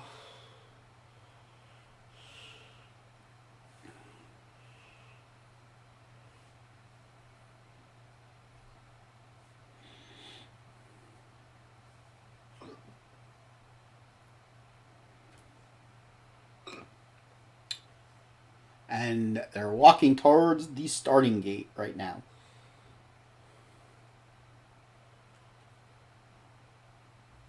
Slowly. They're meandering. That's a big word for you. It is a big word for me.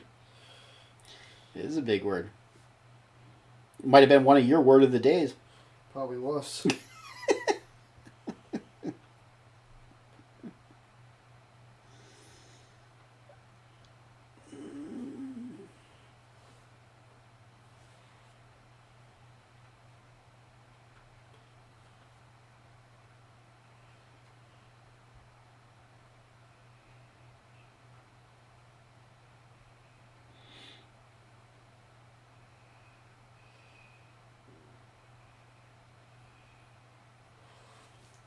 They're announcing what's going on with Junior Gold on June 1st.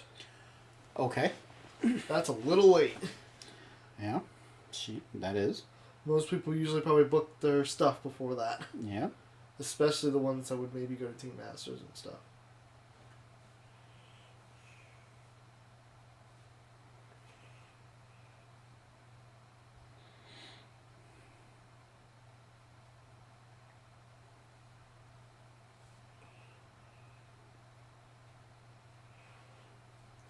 Who's the better receiver?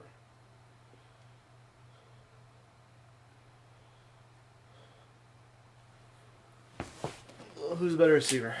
I have no idea. Me. Huh? Me. Right.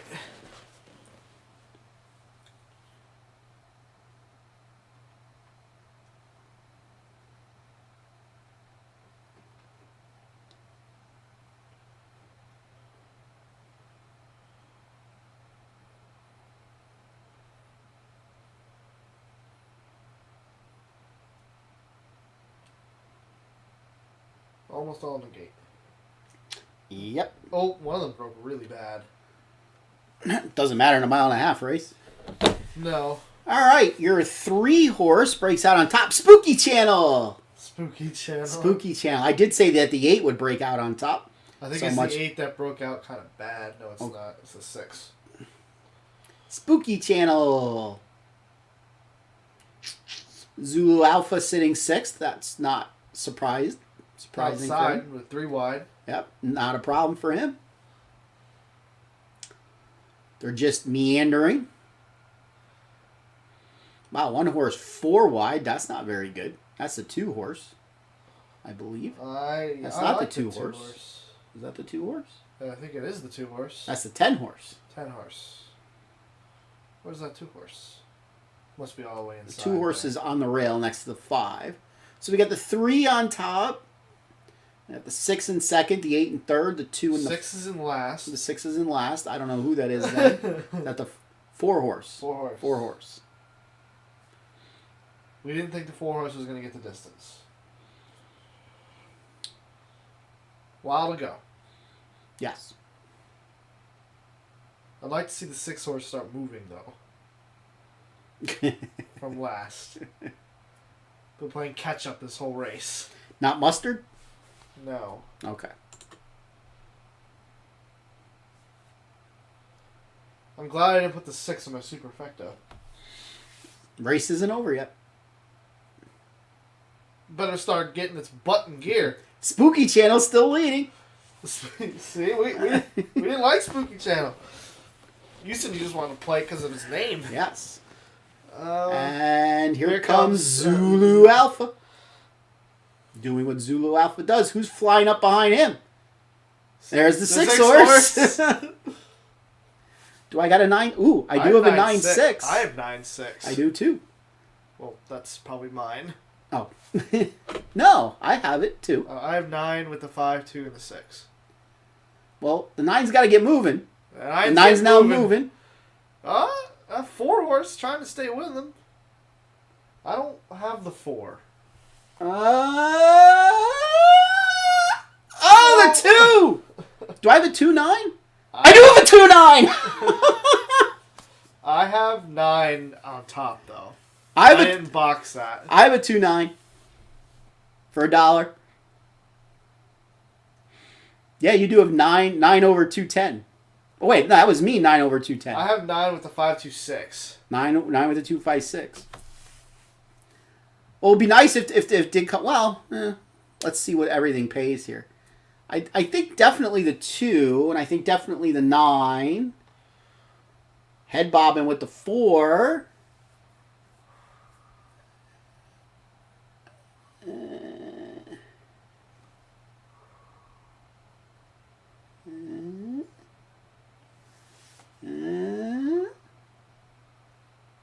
That's so hard to tell.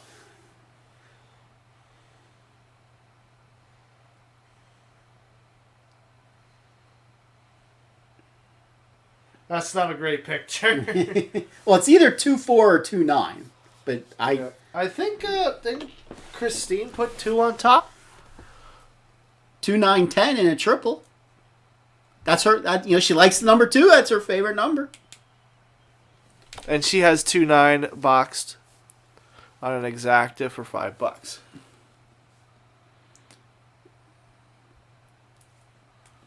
Triple. No, she's got a triple. $3 triple box. $5 on the 6. And yeah, $5 2-9 box. All right, Christine. Let's hope it comes 2-9. If it's 2-9, it pays. What does it pay? Something. $24 for every dollar. That's not bad. That's not bad. $20. Yeah. 2 came flying up at the end. He did.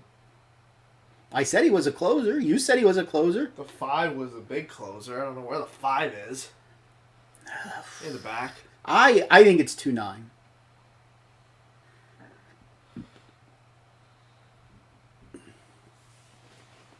Zulu Alpha getting put to sleep. Yeah. Florent Giroux. That's not German. Nope.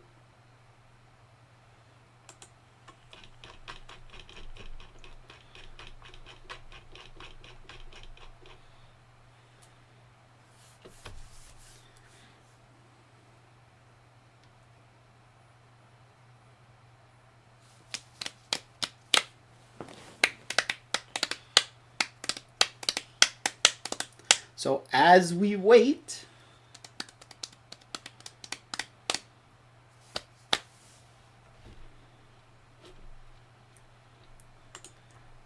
if it does come 2-4, that pays $237 for a dollar. We also didn't have the 4. No. We didn't think the 4 would even come close to getting the distance. Yes.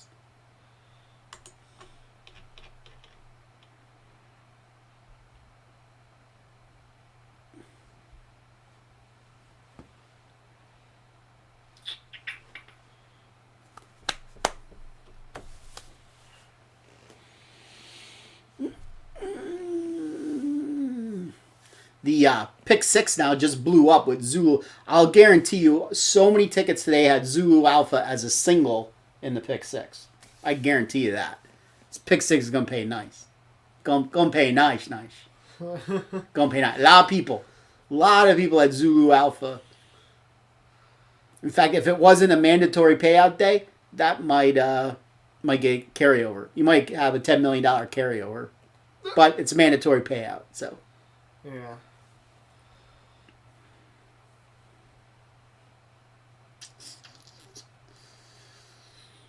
I'm not sure everybody had a Zulu Alpha as a single. I'll guarantee a lot of people did.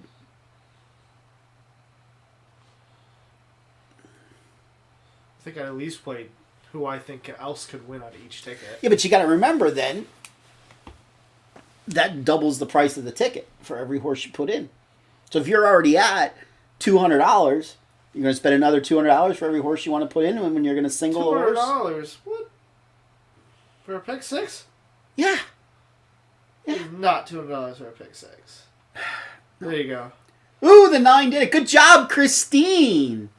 $24.20 for every dollar. She has it times 5. Good job. Good job.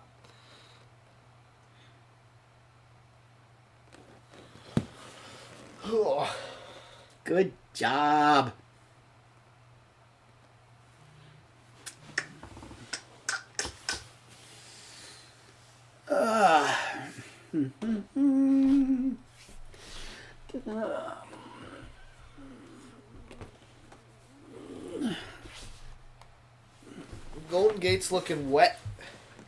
Yeah, a little rainy in California. Or sorry, Oaklawn. That's Oaklawn. That's in Arkansas. Arkansas. What? Arkansas? Arkansas. Well, now we got the big boy race coming. 16 horses. Yeah.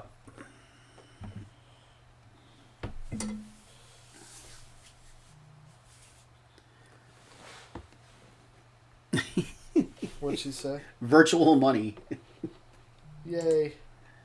Good job, though. Good job. All right. Moving on to race 13. 1 mile on the turf, the Appleton.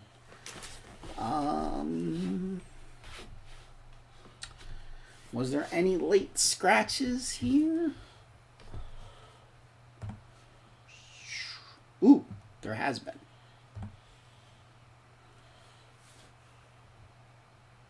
All the also eligibles ended up being scratched.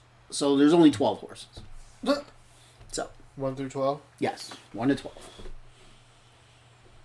Earlier today, they didn't show that. They showed all the horses being in the race. All right. So, a mile on the turf, grade 3, your 1 horse. English B, trained by Graham Motion. He finished second in the, I believe that's the Canada Turf, grade 3 at Gulfstream. Yes, they have a race at Gulfstream called the Canadian or the Canada Turf. Nice. Yes, he's 3 for 4, either finishing first or second at Gulfstream. He has won 3 out of his 6 starts at the distance of a mile. 8-1 morning line, presently 6-1.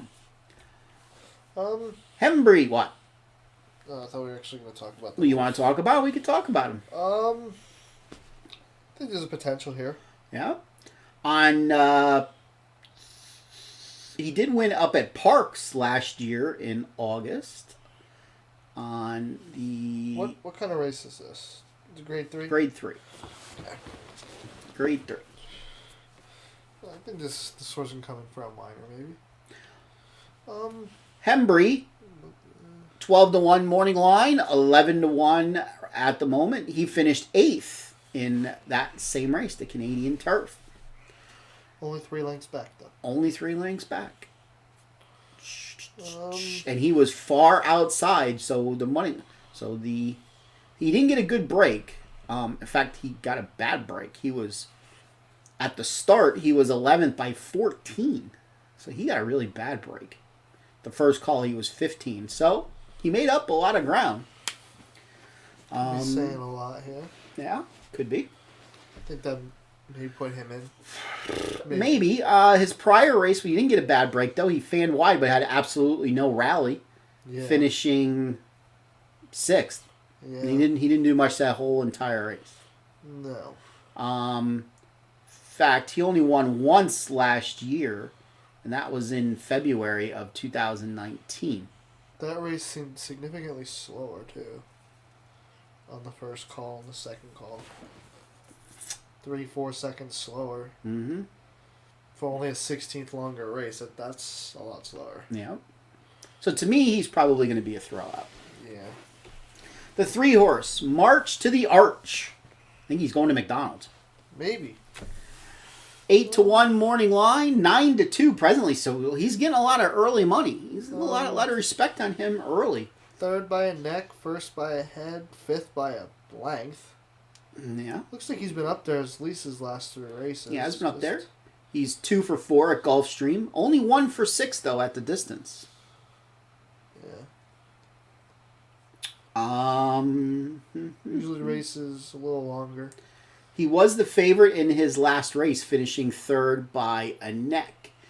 His trainer, when he comes back after being beaten as the favorite, wins 1 out of every 4 races, which is pretty good. Where in the world do you see that? Well, look at the date of his last race. Yeah. Look right above it.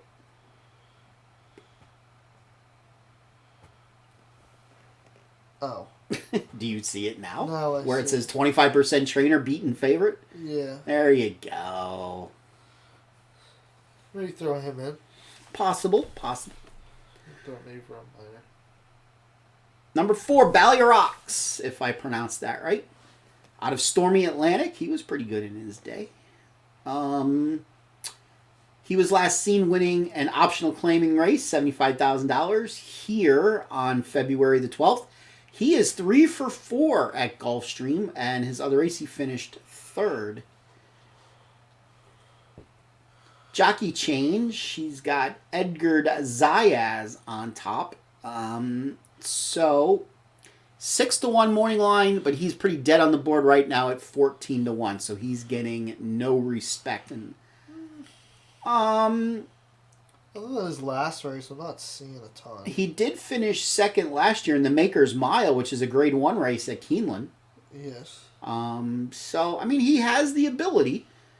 He's been in the money his last 3 starts. He does have a win, and he's got 2/3 before that. And he is pretty good at Gulfstream, and he is in the money 8 out of 11 at the distance, 14 out of 20 on turf. Seems like more how he breaks. Because it looks like wherever he breaks is kind of where he finishes.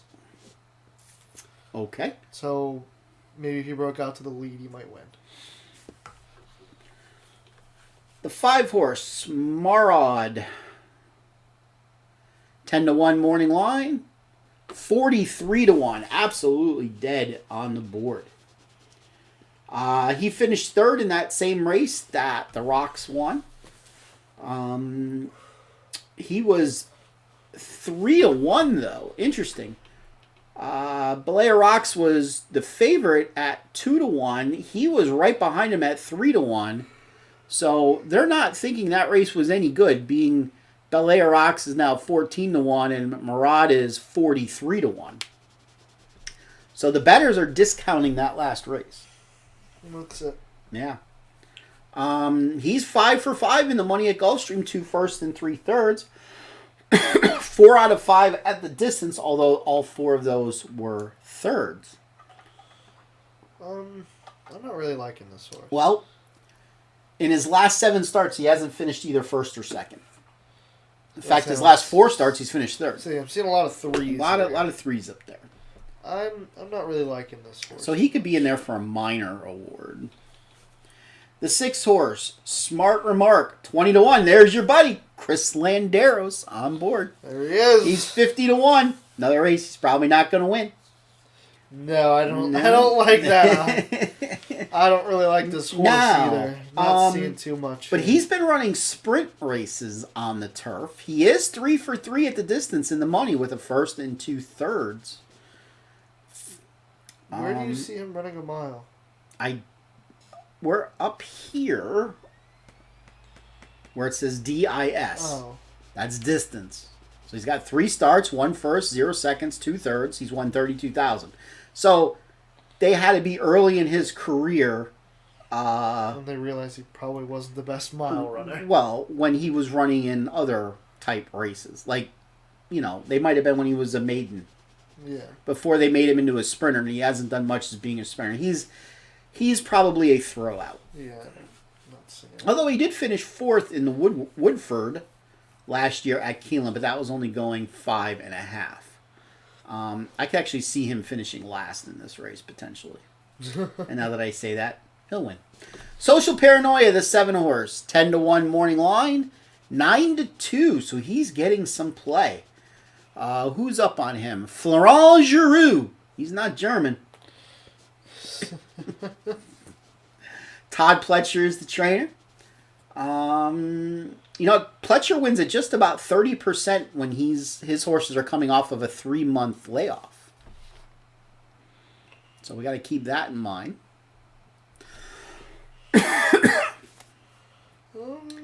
I think he's going to be a factor in this race. I see some good. He ran in $1 million race, August of last year. Yeah. 4th by 2.5. Yeah. Then ran in a $600,000 race, 1st by 1/2. Yeah.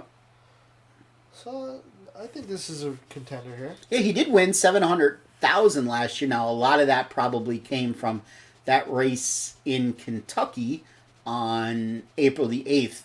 That meet is only like 2 weeks long or something like that, and it's all turf racing, and their purses are phenomenal. Absolutely phenomenal. He's definitely a play. That was his last race. I think it's called Kentucky Downs is the track. So he's definitely a play. He is 1-for-1 at Gulfstream. He broke his maiden at Gulfstream. Going a mile and 1/16. He's never raced at the distance. He usually races in a little further than this, so he'll be flying down the lane. Dr. Edgar, your 8 horse, 8-1 currently off of his 20-1 morning line. So someone's showing him some love. I'm not seeing a ton here. Yeah. He was last seen in a $60,000 non-graded stakes race, finishing 5th. Before that, he was in the Artie Schiller, which is also a non-graded stakes race. He finished 8th. He did race in the Knickerbocker up in Belmont last year, finishing 3rd. Yeah, he's 2-for-4 at Gulfstream, 3-for-7 at the distance. I could see why he's 20-1 on the morning line. So could I. But I can't see why he's 8-1 presently. So it could just be, we're early in the betting and somebody likes him, so they threw 1,000 on him or so. Mm-hmm. I'm not seeing much here. The 9 horse, Louder Than Bombs. He raced in that Canadian turf. He finished 3rd, only 3/4 of a length back. Before that, he ran in a $75,000 stakes race on Polyturf. That's what for you people that have a program, that's what A with the circle is. So that's like fake dirt, kind of. It's more, actually, they say it's more similar to turf than it is to dirt. So usually I discount all those races. I'm not seeing a ton here either. No, but he does get good speed ratings. And his last race, he did finish a well-closing 3rd. He was probably further back than what he wanted to be. He was all but 50-1 in that race. Yeah. So I could understand why he was there. He's presently 23-1. So he's not getting any love. The 10 horse. How the hell am I going to pronounce this? Sambaye. Okay. Another Todd Pletcher horse, ridden today by Luis Saez. He won the Canadian Turf in his last start. Before that, he finished 2nd in an optional claimer. He's 2-for-2 here at the distance in the money with 1 first and 1 second here at Gulfstream. He's 3 for 3 in the money at the distance with 1 first and 2 seconds. This is currently the favorite. He is currently the favorite at a lukewarm though 7-2. Him and the 3 horse are both 7-2 right now. Based on his speed ratings, yeah, he could be there at the end. If he doesn't get fanned out wide around the first turn. So a good break. Yeah, because he usually likes to be forwardly placed, as they'd say. Looks like third, second. Seems to be alright with that. Forwardly placed. The 11 horse, Mr. Dumas. Ridden today by Lionel Reyes. He was last seen also in the Canadian Turf, finishing 7th, but only less than 3 lengths back. Yeah, that must have been a really good race. It must have been. As you see that in turf races. The race before that, he raced in the Grade 1 Hollywood Derby, finishing 10th. He's raced 1 race here at Gulfstream. That was that last race when he finished 7th. First time he ran at the distance as well. Not really sure what to make of this horse. He's presently 18-1 off of his 12-1 morning line. He's probably going to be a throwout for me.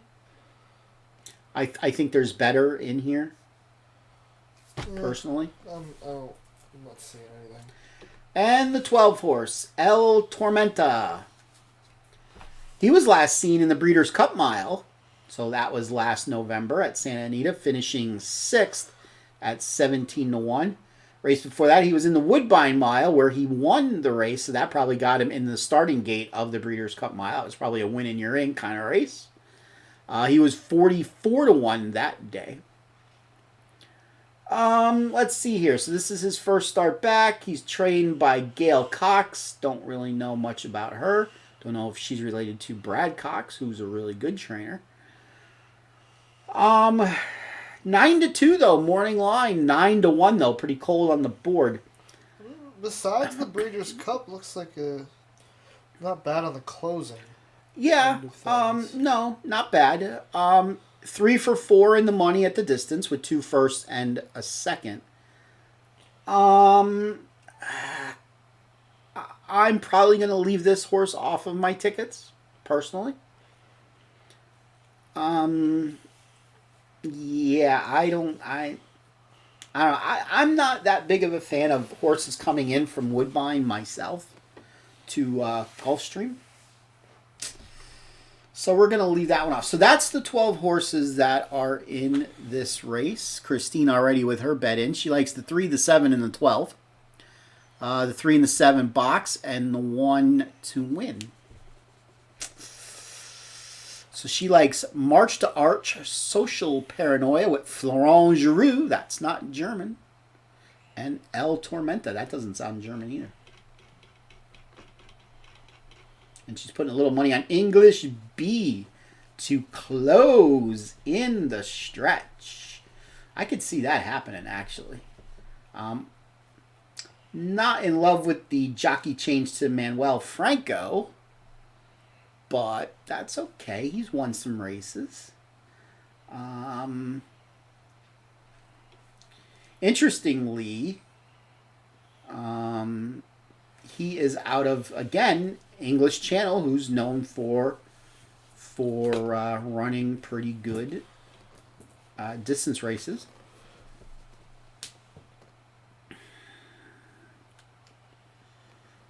So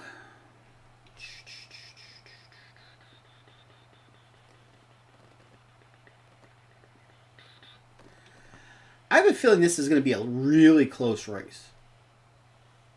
You think? I kind of have that feeling. With the exception of Chris Landeros. What horse is he on? He's on the 6. At 57. I don't have the 6 in any of my plays here. Good old Chris Landeros. Probably a reason he's on the 57-1 horse. Could be. Could be. Could be.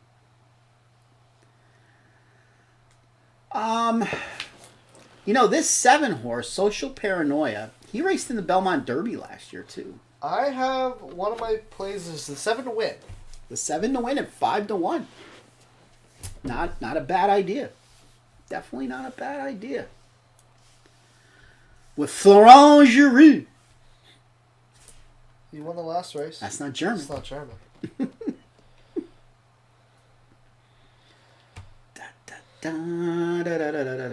Is that like his catchphrase? No, that's just me. Ugh. That's just me being me. Okay. That's just me being me.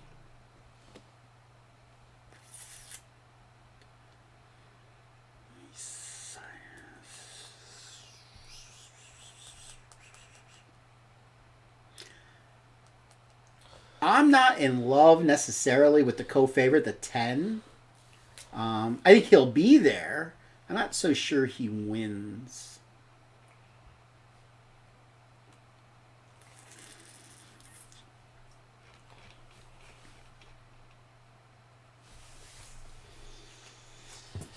Will the 7 be ready to run? That's going to be the question.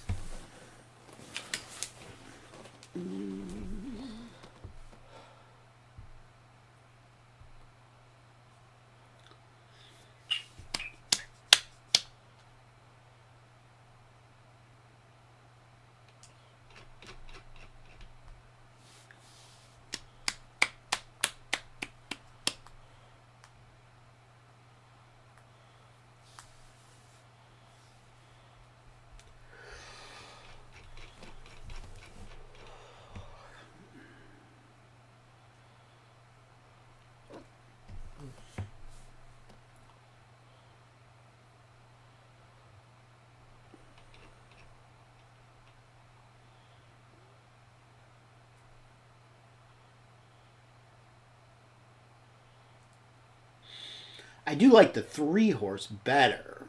The other co-favorite, March to the Arch. I also have 3 in my place. But he's only 1 for 6 at the distance.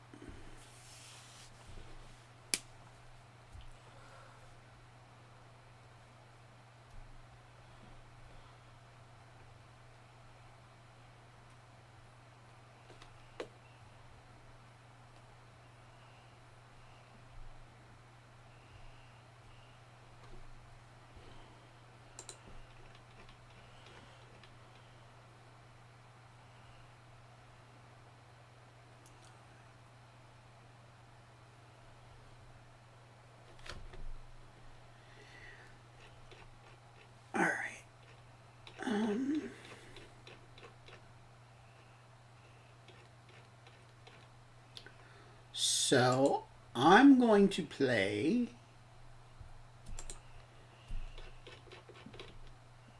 $1 exacta.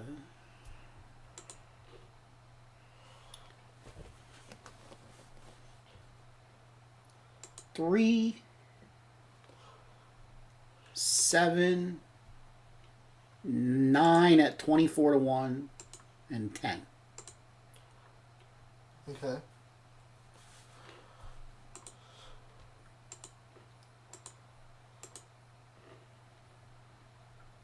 So 3, 7, 9, 10.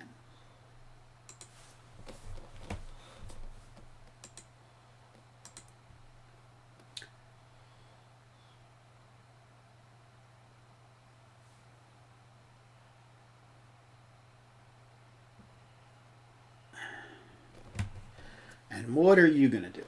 Oh, I wanted the 7 to win.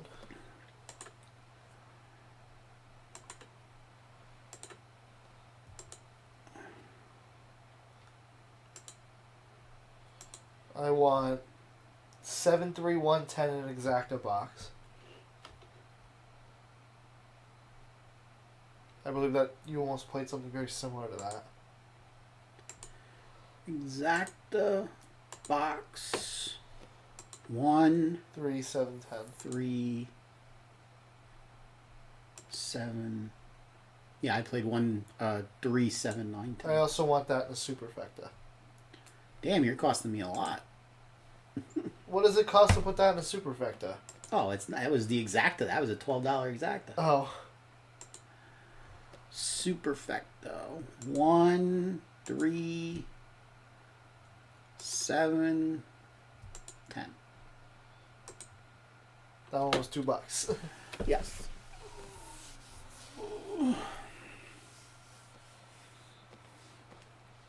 Simon Gray likes the 11 horse in this race.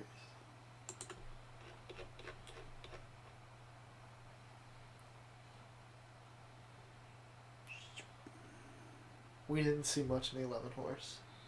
No.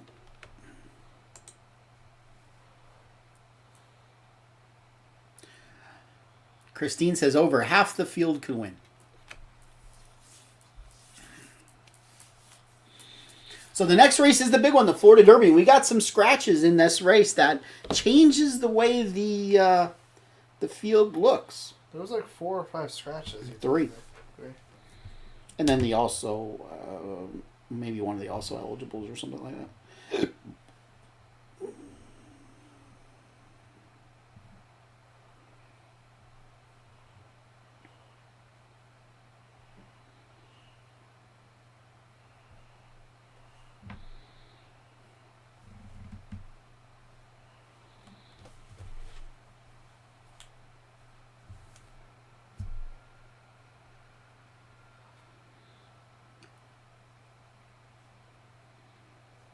No, my boss contacted me today.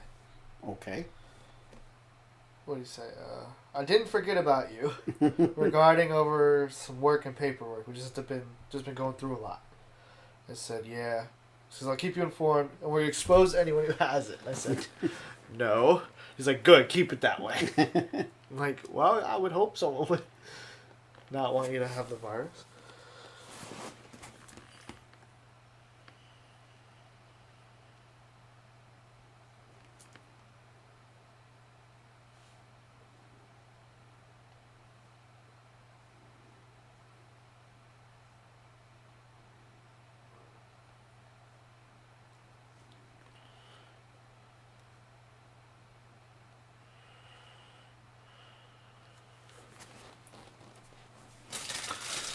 I want another Cheeto snack.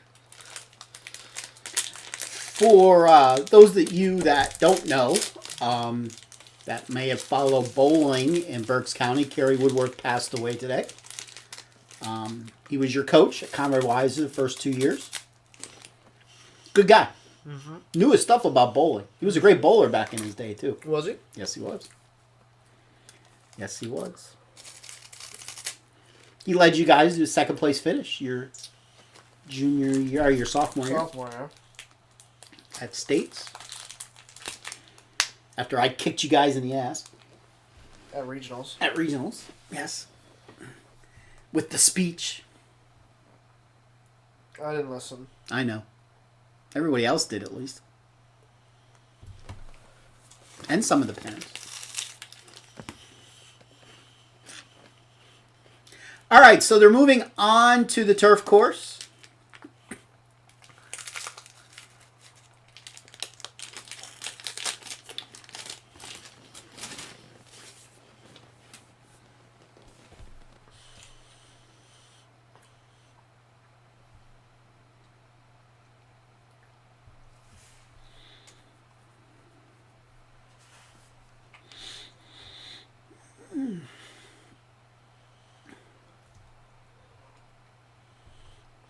So for those of you that may be watching, what's for dinner tonight? Pizza. And wings. Don't know what kind of wings we're getting. Barbecue. Barbecue. Does she like honey barbecue? Because I think they have honey barbecue there too. She probably. Or should we just stick with barbecue? Garlic parmesan. We can only get one flavor. Garlic parmesan. We're not getting garlic parmesan. Those are so good, though. I don't care. You want garlic parmesan? There's garlic, there's parmesan out there. Make the wings that are in the freezer. There's garlic out there? Garlic powder. I don't know how that's going to taste. I feel like you probably want some garlic. It'd be like a dry rub. It would be a dry rub. Yeah. Maybe I'll make some more wings. Make some garlic parmesan. I don't know how that's going to taste. Then you have to look it up. You need some butter, too. We got butter. We do have butter. We got butter. Melt some butter, put the parmesan and the garlic powder in, and got my mix. We got butter. Yeah. Yeah. Yeah. Yeah. Yeah. Yeah. Proud of us. I'm willing to bet that probably garlic parmesan is probably garlic powder anyway. I might have to look at that. Maybe I want some extra wings. That's what that Al Gore invented YouTube is for. No, he invented the internet. He did not invent YouTube. He may have. The guy that went to Twin Valley made YouTube. Al Gore. Al Gore did not go to Twin Valley. Oh, by the way, they're in the gate. Yeah, except for the 6-horse. Where's Chris Landeros? Here he comes. Here he comes. Does it matter? He's gonna win this race. He watch at 84-1. He's not gonna win this race. 84-1. He's gonna win the race. He's not gonna win the race. If he wins, I give up. We turn it off. We're done. No, we're not turning it off. The big race is next. Who cares about the big race? All right, all in line, and they're off. Come on, Chris Landeros. he's sitting in. He's settling in. Looks like your 8-horse is going out to lead Dr. Edgar with Paco Lopez. I don't know whose 8-horse you're talking about because I don't have the 8-horse. I had the 1-horse. Now all of a sudden there's a lot of horses out there. 5 wide. 12-horse fan, 5 wide. That's not ever good. So we got 8, 5, 10, 3, 12. I have none of those. Wow, my horse is in the back. Of course it is. Your horse is in the back. The 7-horse is literally in the rear. He's in the rear, all right. That's not a good place, boy. Get your ass in gear. Hey, the 12-horse engaged, and now, nope. Him and the 5 and the 12 are battling out. Now remember, the 12 went 5 wide around the first turn. 3, 7, 9, 10 I got. I have 7, 3, 1, 10. Who's moving? That's the 9-horse moving from the back. Anybody gonna challenge this 5-horse? Who's that? That's a 10? That is the 10. Here comes the 7. Come on, 7! Get up there, 7. Yeah! 7. 7, 10. 7, 10. 7, 10. 7, 10, 3, 2. 7, 10. We got that. We got the 7 to win. Damn it, I had the 1, not the 2. Another winner for us. I had 7, 10. I had the 1, though, in the exact, not the 2. Where'd that 1 finish? I swear if it was 7... That 7 came flying. Yeah. That He's in the- happens. literally the He's back on the literally in the back stretch. at the top of the stretch, yes. And then all of a sudden, he went, like, right there. He just started going. He Yeah. wasn't even being whipped. Where's the 1? Not even in that mess. Alright, so it doesn't matter. The 1 was pretty close. Oh, Chris Lindero didn't finish last. He finished next to last. Hey. The 12 finished last. The horse that went 5 wide. Well, you were saying about 5 wide. Yeah, and then Chris Landeros. You have a problem with Chris Landeros? So, I played the 7 $4 to win instead of $2 to win. Because I thought about playing him to win too. So, when you said you wanted him to win, I put him to win. And what finished second? The 10? The 10. So the 7-10 is going to pay us $38 for every dollar. How many we put on that? Let's see here. I know I have it for 1, and you have it for 1, right? I had it in the box, yeah. Yeah, so I got a 7-10 in there. And we got $4 on the 7 to win. And he was 6 to 1, so he's going to pay at least $14. And you have another 7-10. And then you have the superfecta, but you have to play it with the 1, not the 2. Didn't we talk about the 2?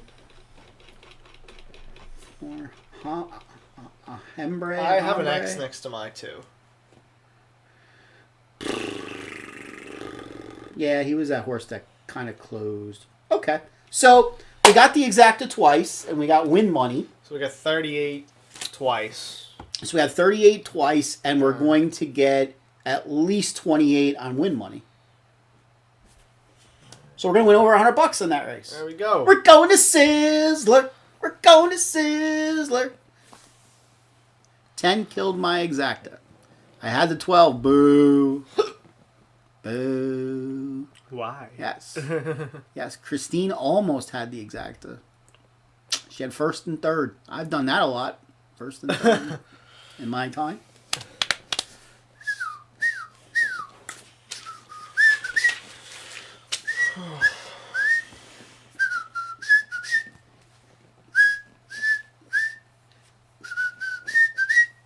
So far we've hit 2 out of the 4, or we hit 3 out of 4? 2, I think. No, 3, because I had the last race too. Did you have the last race? Yeah, I had the 2-9. No, we had So we've hit 3 out of 4. 3, yeah. But that was actually the one we actually did good. Gotta go after this race. Here are my picks of the last race. Playing a triple, seen on TV, Independence Hall, and that guy. Ete Indian. Wheeled with Tis the Law for $10. Wow. Where are you going, Chris? You bringing us food? Probably not. I hope so. Be nice of you.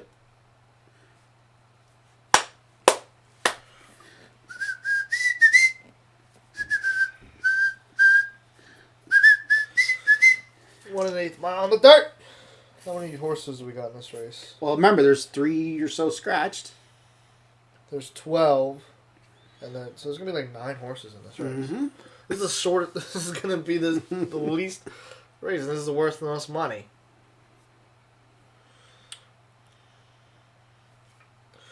You have the 3, the 4, the 6, and the 11 scratched. 4 of them scratched. So we got the 1, 2, the 5, the 7, the 8, the 9, and the 10. I mean, there's one alternate horse. So I don't know if that He's one's in. He's in. He's so in. the 13 horse. Whatever which one he's going to go to. Rogue Element. I'm assuming he'll stay the number 13. Yes. Yes, he keeps the number. Dun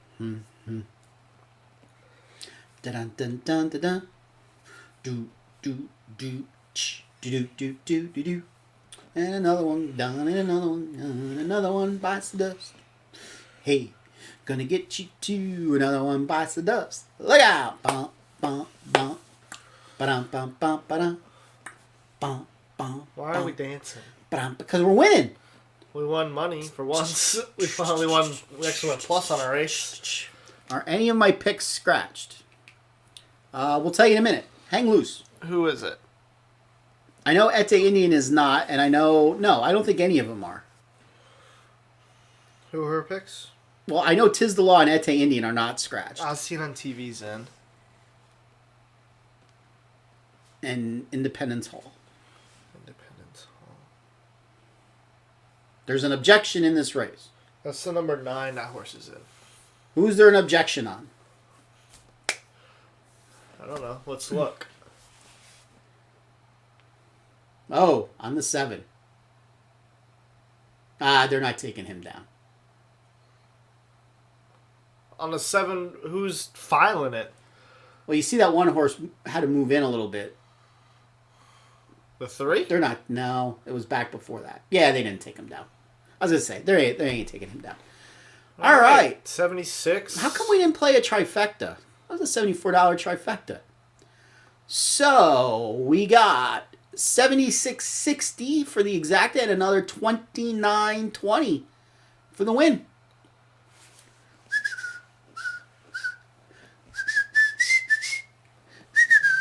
I thought there was $4 on the win. There is. That 1460s for 2. Okay. It was 6-1. 6-1. You know what? Remember the odds times 2 plus 2? Remember that? Yes. So we won 76, 60, 80, 29, 100, and 580, I believe. Yeah! We're going to Sizzler. Going to Sizzler. Good for you. I'll check the results. Where are you going? Bring us food. Bring us food. We're hungry. We're hungry. Not really. I'm not actually all that hungry yet. We're getting dinner in like an hour. I'm a little hungry. A little less than an hour. All right. Race 14, the Florida Derby. Your scratches are the 3 Disc Jockey, the 4 Soros, the 6 Aja Weed, which was to be expected, and the 11 Sassy But Smart. Rogue Element draws in as an also eligible.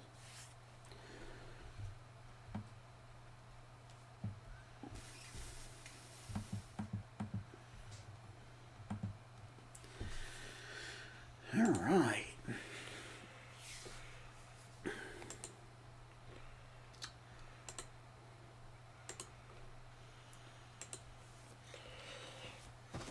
Okay.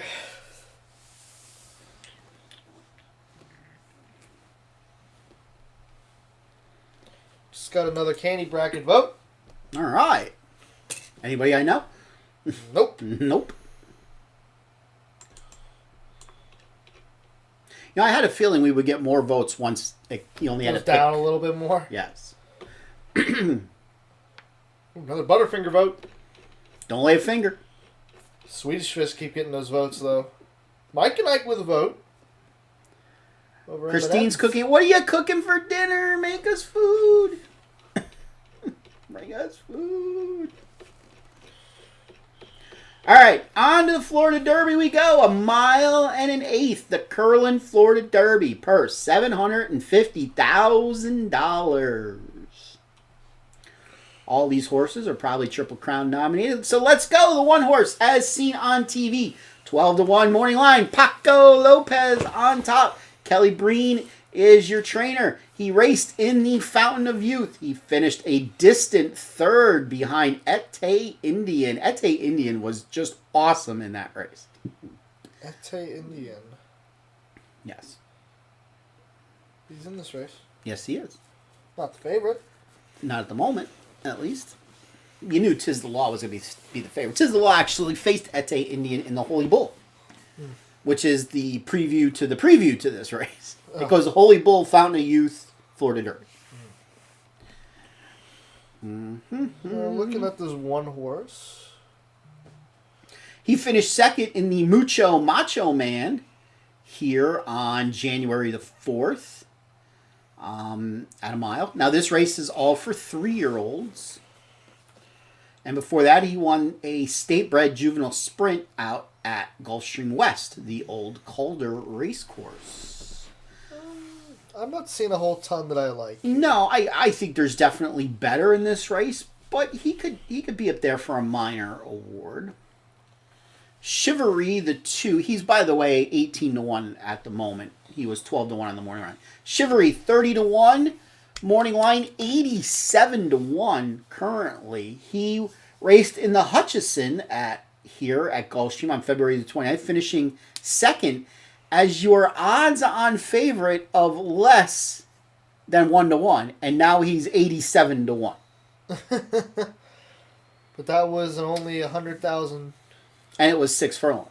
6 furlong. A little short. A little bit short. He's only raced close to this distance once. Yep. In a restricted race. That's what that R and means. finished 12 lengths back. Yes. At 92-1.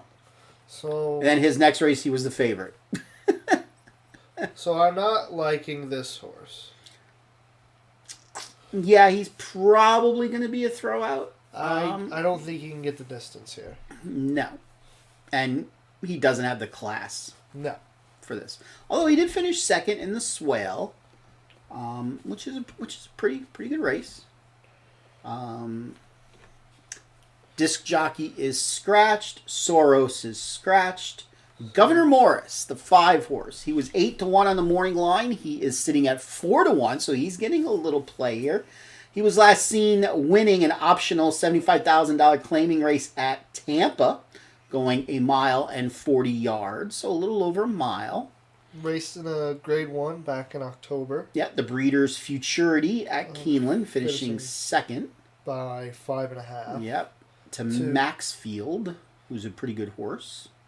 So I think this horse could be a contender. He absolutely can be a contender. Johnny V on top, trained by Todd Pletcher. Out of Constitution. Constitution was out of Tappet. We all know Tappet. And I get little talk there when I said we all know Tappet.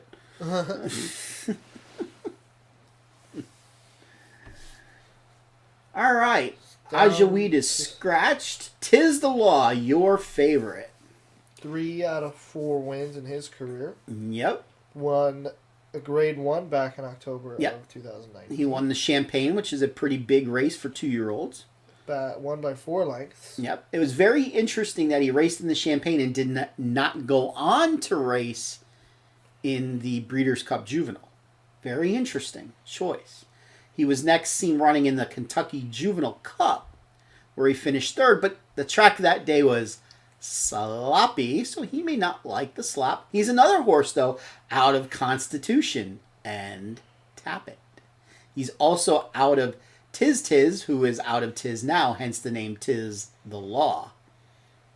Pretty good name there for a horse out of Tiz now and Constitution. Tis the Law. He beat Ete Indian in the Holy Bull by 3. He's a powerful horse. A lot of people think he's either the first or second best 3-year-old in the country. I could see why he is the favorite right now. Yes. He ran a monster race in the Holy Bull. The question is he going to bounce off of that race? Do you know what that means? No. Bouncing means that you ran so good that you can't come back and run that good again. You bounce. Oh. You bounce. Okay. My first Grammy. The 8 horse, he's out of Curlin. He's 50-1 on the morning line and 86-1 on the live board. Carlin's horse has been doing pretty good though. Yeah, but he hasn't won a race yet. Nope. He still could run in maiden company. So when something like this happens, the horse usually doesn't do well. I would think he's outclassed. There was a juvenile in the Bluegrass a couple of years ago at Keeneland. I believe there was a maiden that won at like 60 or 70 or 80 or 90-1. So it can happen. But usually when a horse like this is in the race, he won't do good. But then when he goes back to the maiden, he'll romp by like 9 in his next start. Interestingly, his first start was in a minor stakes race. He didn't even race in a maiden race his first start. He raced in the Smooth Air for $75K. He finished 6th that day. Then he went into the maiden ranks and finished 3rd and then 2nd. Hector Barrios on top today for Amador Sanchez. He's obviously a throw-out. Your number 9, Independence Hall. He was last seen running in the SF Davis Grade 3. That's at Tampa. He finished 2nd that day. Before that, he won the Jerome at Aqueduct by 4 and the Nashua at Aqueduct by 12. So he's 3 for 4 lifetime, and his other loss was finishing 2nd, where he was the favorite in that race. Listening to a couple people that definitely know more than I do, they don't think Independence Hall could get the distance in this race. He's another horse, though, out of Constitution. A lot of Constitution. A lot of Constitution horses in this race. Yes. Candy Tycoon. So that remains to be seen if he could get the distance. What do you think? He's 7-2 currently. I put a star next to his name as a potential winner here. Now, But then I wouldn't know if he can get the distance or not. I mean, you know, Constitution horses typically do like shorter distances. I will say that.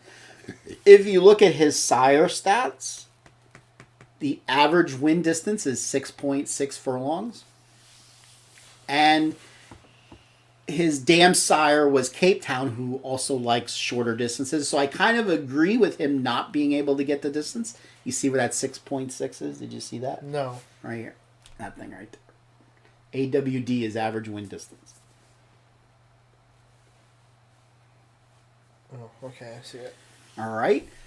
So, and that's in furlongs. Yeah. So, yeah, he might not be able to get the distance. That's the worry on him. Number 10, Candy Tycoon. He was in the Fountain of Youth, and we'll get to Ete Indian next, who was the winner of the Fountain of Youth. He finished second to Ete Indian, but he was 8.5 lengths back in that race. Before that, he broke his maiden for $50,000 here at Gulfstream Park. He is 3 for 3 in the money at Gulfstream with a win and 2 seconds. He gets Luis Saez on top. Trained by another Todd Pletcher horse. I'm not seeing it here. You don't know if he's outclassed or not, because that Ete Indian race in the Fountain of Youth was just phenomenal. I mean, that horse just... Ete Indian's getting the hot jockey right now, too. Yeah, Florent Giroux. It's not German. Not German. As you can see, he won his last race by 8. But in the Holy Bull, he lost to Tiz the Law. He is presently 3-1 on the morning line. He was 4-1 morning line, presently 3-1 on the board. He is your second choice behind Tiz the Law, who is presently 6-5. So slightly over 1-1. Definitely will be a major player in this race. If he gets out to a lead where he's not pressured, he'll win this race, I think. Over Tiz the Law. And he was originally supposed to break from the 12 hole, which was going to make that harder. Now he's breaking from the 8 hole, which makes that a lot easier with all the scratches.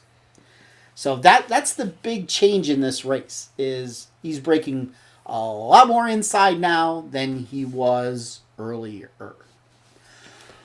The 13-horse Rogue Element.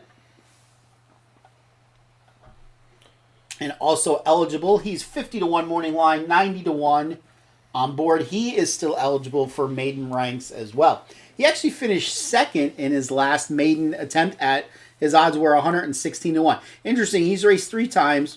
He was 69-1, 46-1, and 116-1. And he finished 6th, 7th, and 2nd. And he makes it in this race. He will finish last. My prediction. Yes.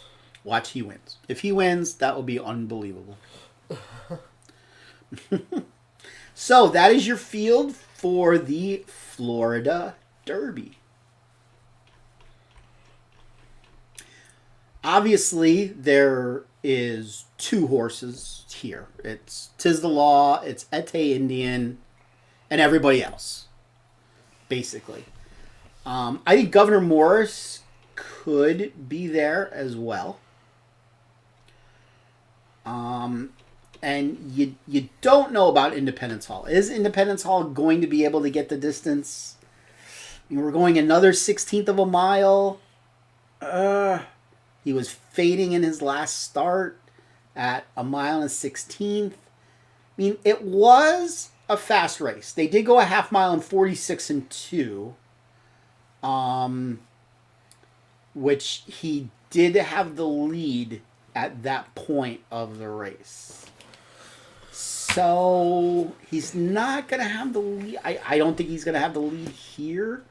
But is he going to push Ete Indian? If he pushes Ete Indian won't win this race. And Tiz the Law is going to win this race. Let's see what some of these exactas are going to be paying.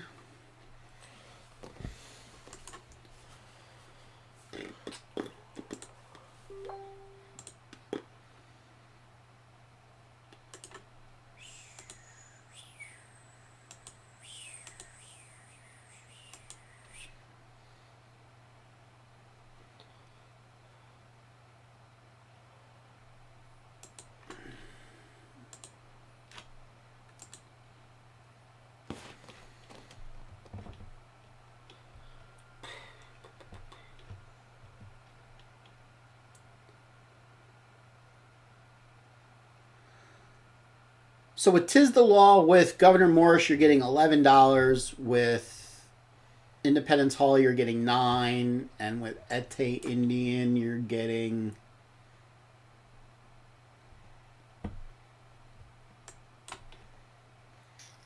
$7. Actually, that's a little bit more than I thought it was going to be. I thought it was going to be about 5. With Ete Indian and Tis the Law, you're actually getting 10. So that's not so bad.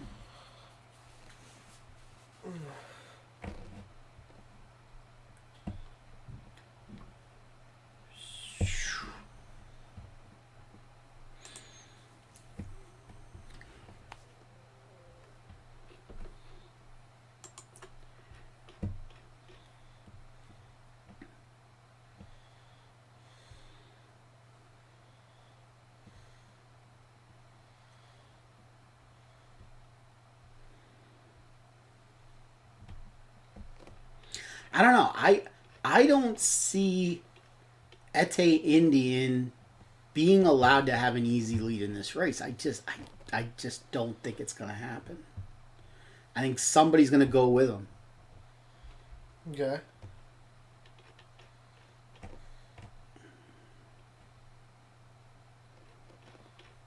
We got 2 minutes. Nah, it got longer than that.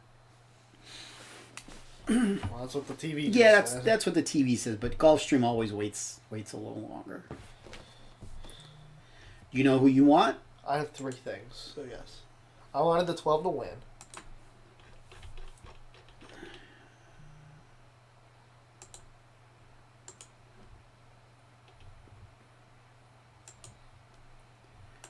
Okay. I had 12, 7, and 9 in a box exacta.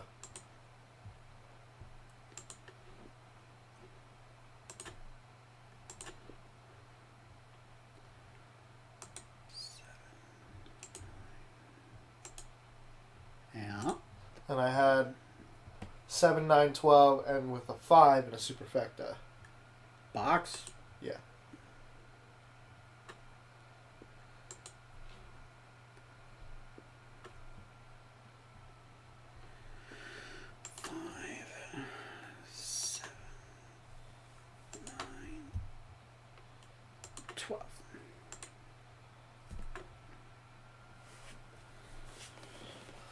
All right. So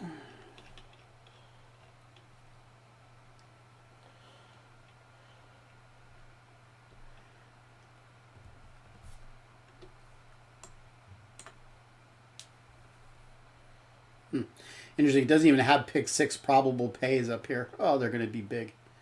Mm-hmm. It doesn't have the will pays for the pick 6 up here. Oh.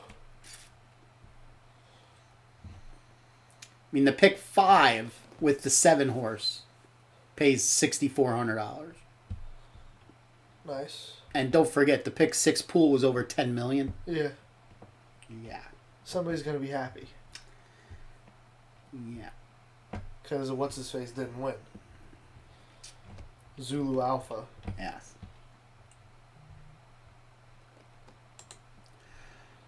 So, I'm going to play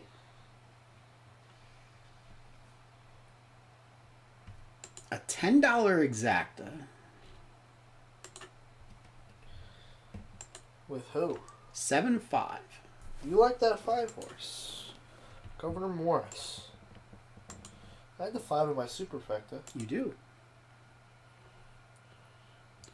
And then I'm going to play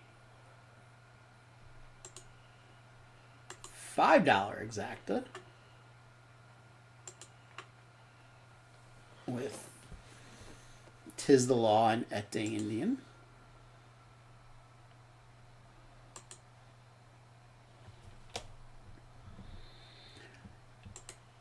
And then I'm going to play a $4 exacta with Ete Indian and 'Tis the Law. And a $2 exacta. What'd you just do? Tizela and then Ete Indian for 5, and then did the other way for 4? Yes. And then I did a $2 exacta Ete Indian with Governor Morris. Okay.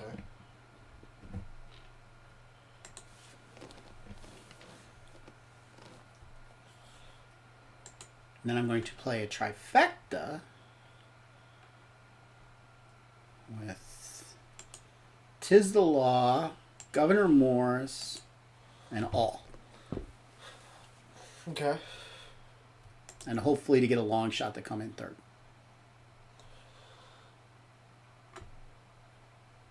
Well, the guy isn't running. Your favorite jockey. God, no Chris! I forget his name. Chris Landeros! You knew he would be a long shot. All right, so those are our plays for the Kentucky Derby. The Derby. The Kentucky Derby, listen to me. The Florida Derby, same thing. maybe. Kentucky, Florida, they're both under quarantine. It's true. I mean, Florida more so than Kentucky. It's still raining out. Is it? All day rain. All day, all day, all day. Well, I guess it's good I don't have a tea time tomorrow. Yeah.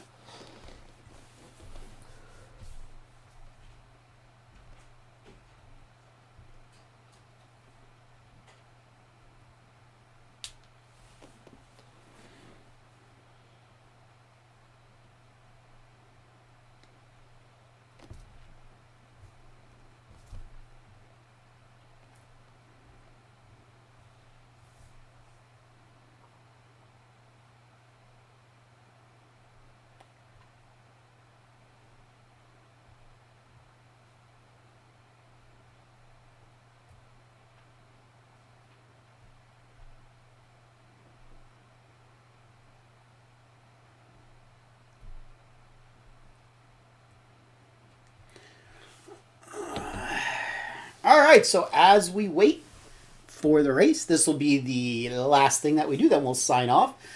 Still don't know if we're going to do Monday night or Tuesday night yet. I haven't decided for the release of the left side of the candy bracket. You have a preference? Probably Monday. Why is that? I don't see the point in waiting till Tuesday. You don't want to watch wrestling? Because I care about wrestling. What, WrestleMania? With quotation marks? Yes. The now Roman Reigns-less WrestleMania. Who's Goldberg fighting? Don't know. John Cena. Even though he kind of can't. There was some thought about having Cena and The Fiend wrestle on night 1, and then the winner of that match getting to wrestle Goldberg on night 2. If Cena comes back and wins them both. No, Cena wasn't going to beat The Fiend anyway. Nah, I don't think so. People like The Fiend? Yeah. Yeah. Interesting. Maybe I'll wrestle him. You get a bear hug? Is that your That's finishing right. move, the bear hug? That's right. I feel like that was a finishing move back in the day. Call it the Fat Attack. Fat attack. Fat Attack. Interesting. Maybe we should do that one night when we got a lot of people on the stream. Come up with my finishing move, the name of my wrestling finishing move. I don't know. Why not? You got an opinion on this race?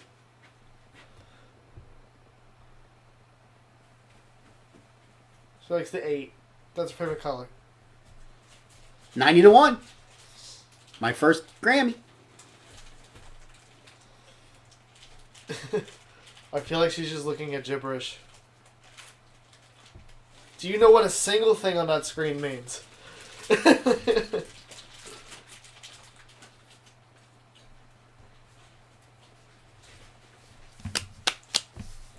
Guess she told you. Told me what? I don't know.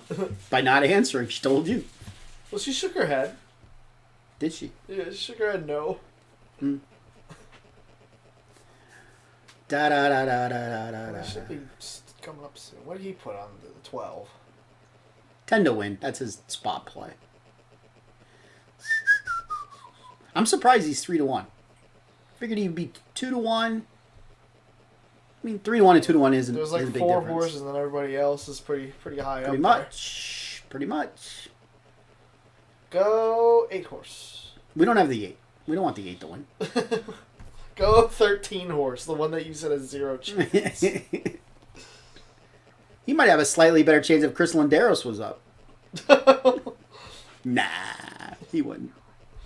Chris Landeros needs that win. I don't have him at 80 to 1. I have him at 89 to 1.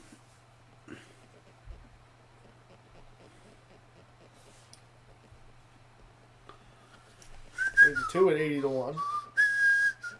Now he's 91 to 1. 91 to 1. Where you going? Sit and watch the race with us. I got a phone call with my family in like 10 minutes. The race will be over in 10 minutes. This is true. Okay. I'll get more chocolate.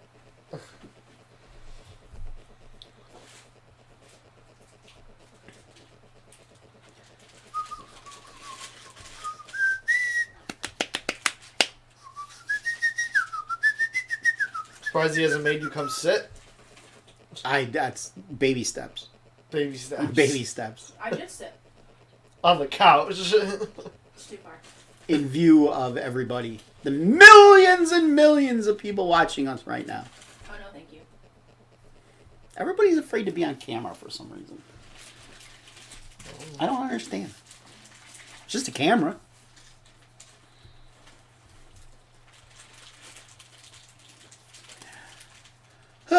As we wait for this race, they're still circling.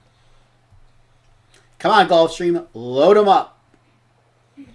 Load them up. This race was supposed to be about 16 minutes ago. Really was, though. The original post time.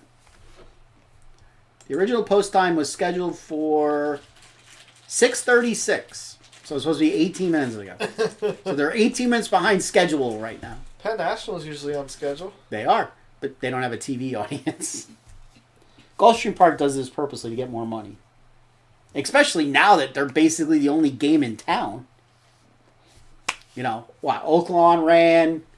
Golden Gate. Golden Gate. You know. So where's all the money today? Gulfstream. They made a killing today.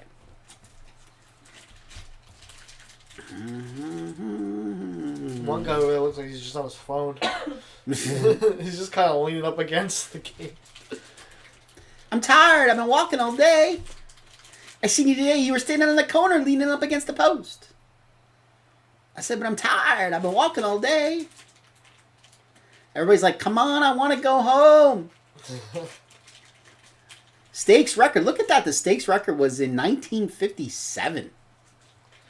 146. Holy cow. Who's John Velasquez riding? Number 5. That's right. Governor Morris. We got him. Todd Pletcher. Number 5. Number 5. 10. So the 5 and the 10 are looking good. By jockey and trainer. At 146 and 3. Are they going towards the gate? Are they loading them up yet? Slowly. Are they loading them up yet? Well, they're not loading up that 9 horse. Are we almost there yet? They're turned away again. What the fook? Load them in the gate. See, now look. Now you got a horse that pooped on the track. Where? I didn't see the poop. Cancel the race. Horse pooped on the track. You got a problem with... Isn't that good if they poop right before the... Right before Yeah, but it's on the track, and someone will step in it. And, Maybe you should look where you're walking and just step in it. It's a pretty big poop. It is a pretty big poop. Much bigger than mine. Okay. I didn't know we were comparing poops now. See it? See it there? Oh, that is a big poop. Oh my god.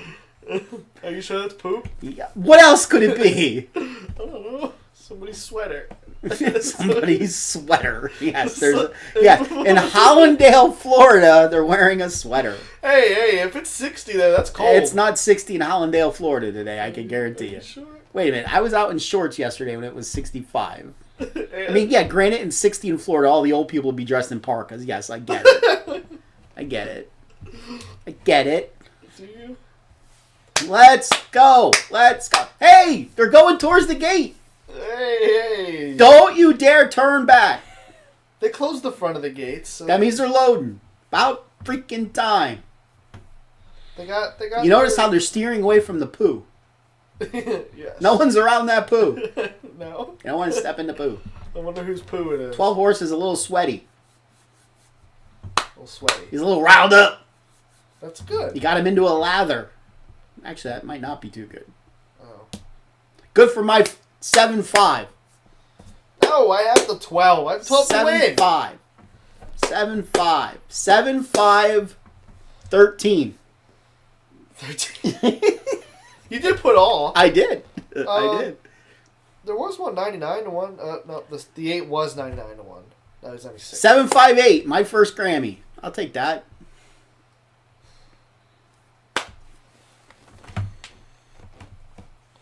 The 7's not in the gate yet.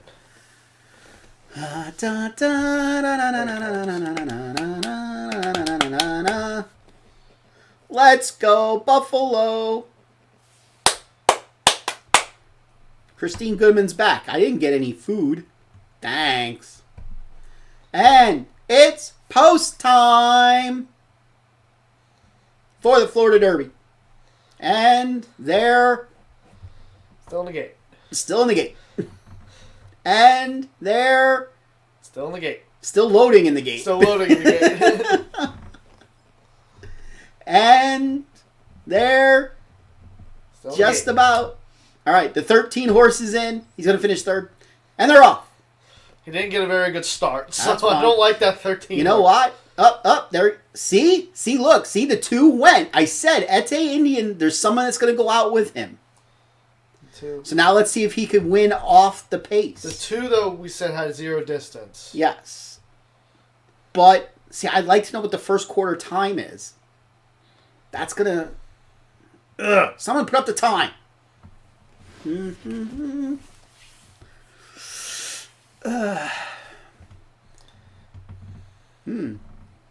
Tis the law up there pretty close today, too.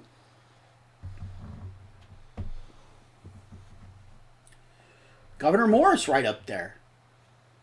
This is going to be an interesting race. I think this race is over, personally. Who do you think is winning? Oh, 7.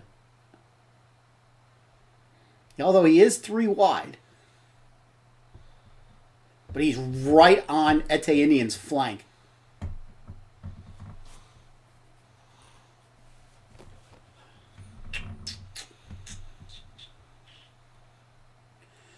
As expected, the 2 horse Fading. starting to fade a little bit. There's that Independence Hall. Remember, we didn't know if he could get there. Here comes Governor Morris! Where's that 9 horse? He's in front of Governor Morris. Governor Morris might win this race. As long as that 2 drops back to 5th, we got the superfecta. Come on, Governor Morris.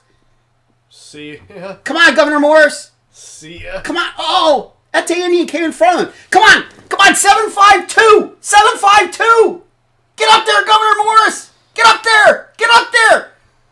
Oh, why did I play a 7 all? Son of a bitch.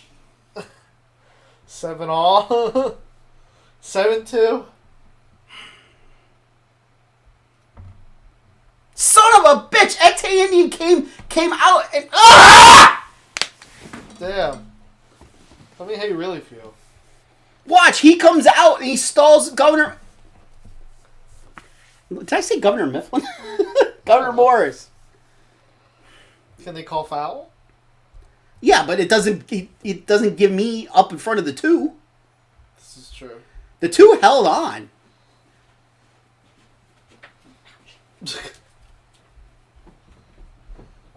Right here. I like how she crawled under the TV as if we had. This a is camera on. right here. This is a 7-5. Now watch the 12 come out. Right there. See? And he had to adjust. Shit! Nobody stepped in the poo. Damn it. Why didn't we play a 7-all? Son of a bitch.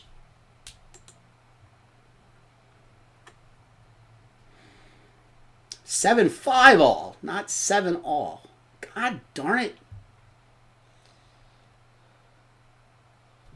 I don't think we got anything on that race. No, we didn't. What does a 7-2 pay? Probably enough.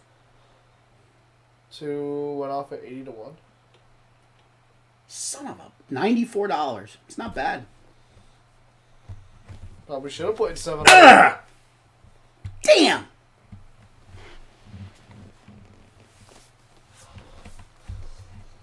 I'm shocked that the 2 made it all the way around.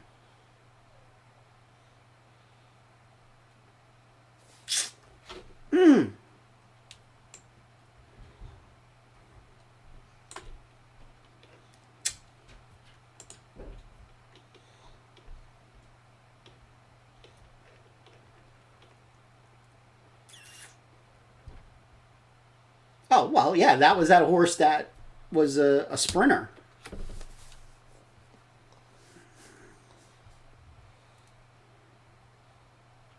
Now watch this again. Watch the 12 come out. I saw it the first time. I mean, I don't know if the 5 would have gotten there, but you see how the jockey had to steer him? Yeah.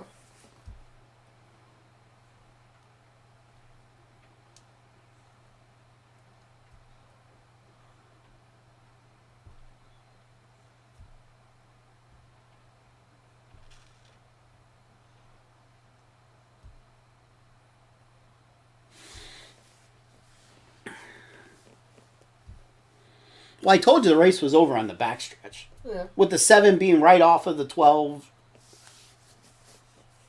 quarter hind or whatever.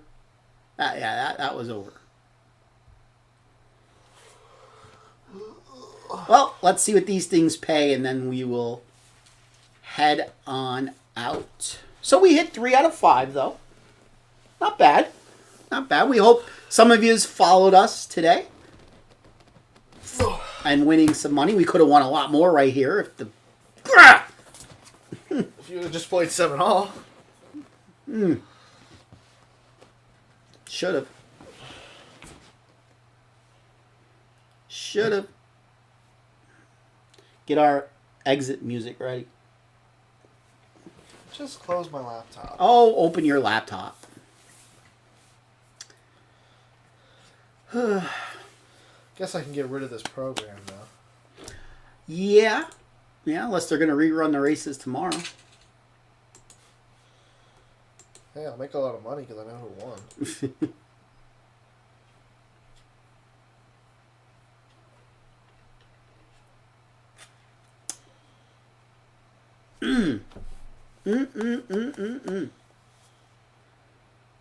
Damn, that would have been a nice trifecta if the 5 could have got up there. 752. Oh. A couple $100. Maybe.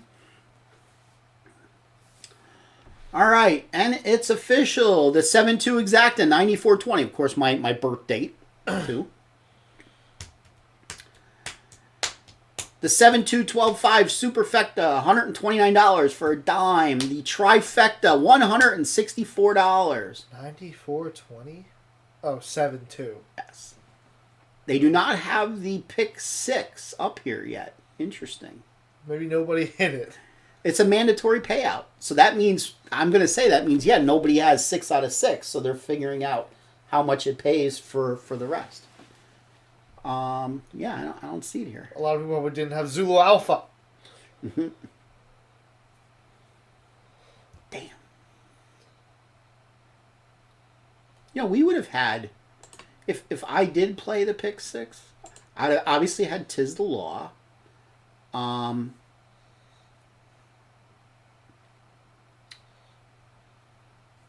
we hit the last race, right? Yeah, So played yeah, 7 so we to win. liked yeah, but I liked it too. That's why I put $4 one on. So we would have had that horse.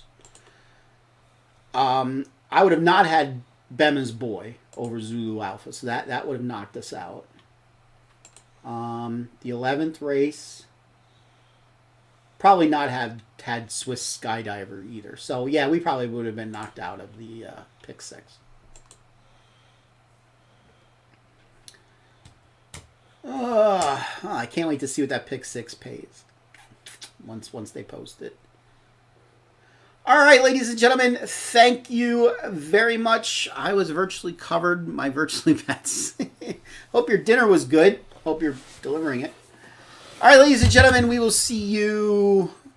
We'll try for Monday night, maybe about 7-ish on Monday, or Tuesday night.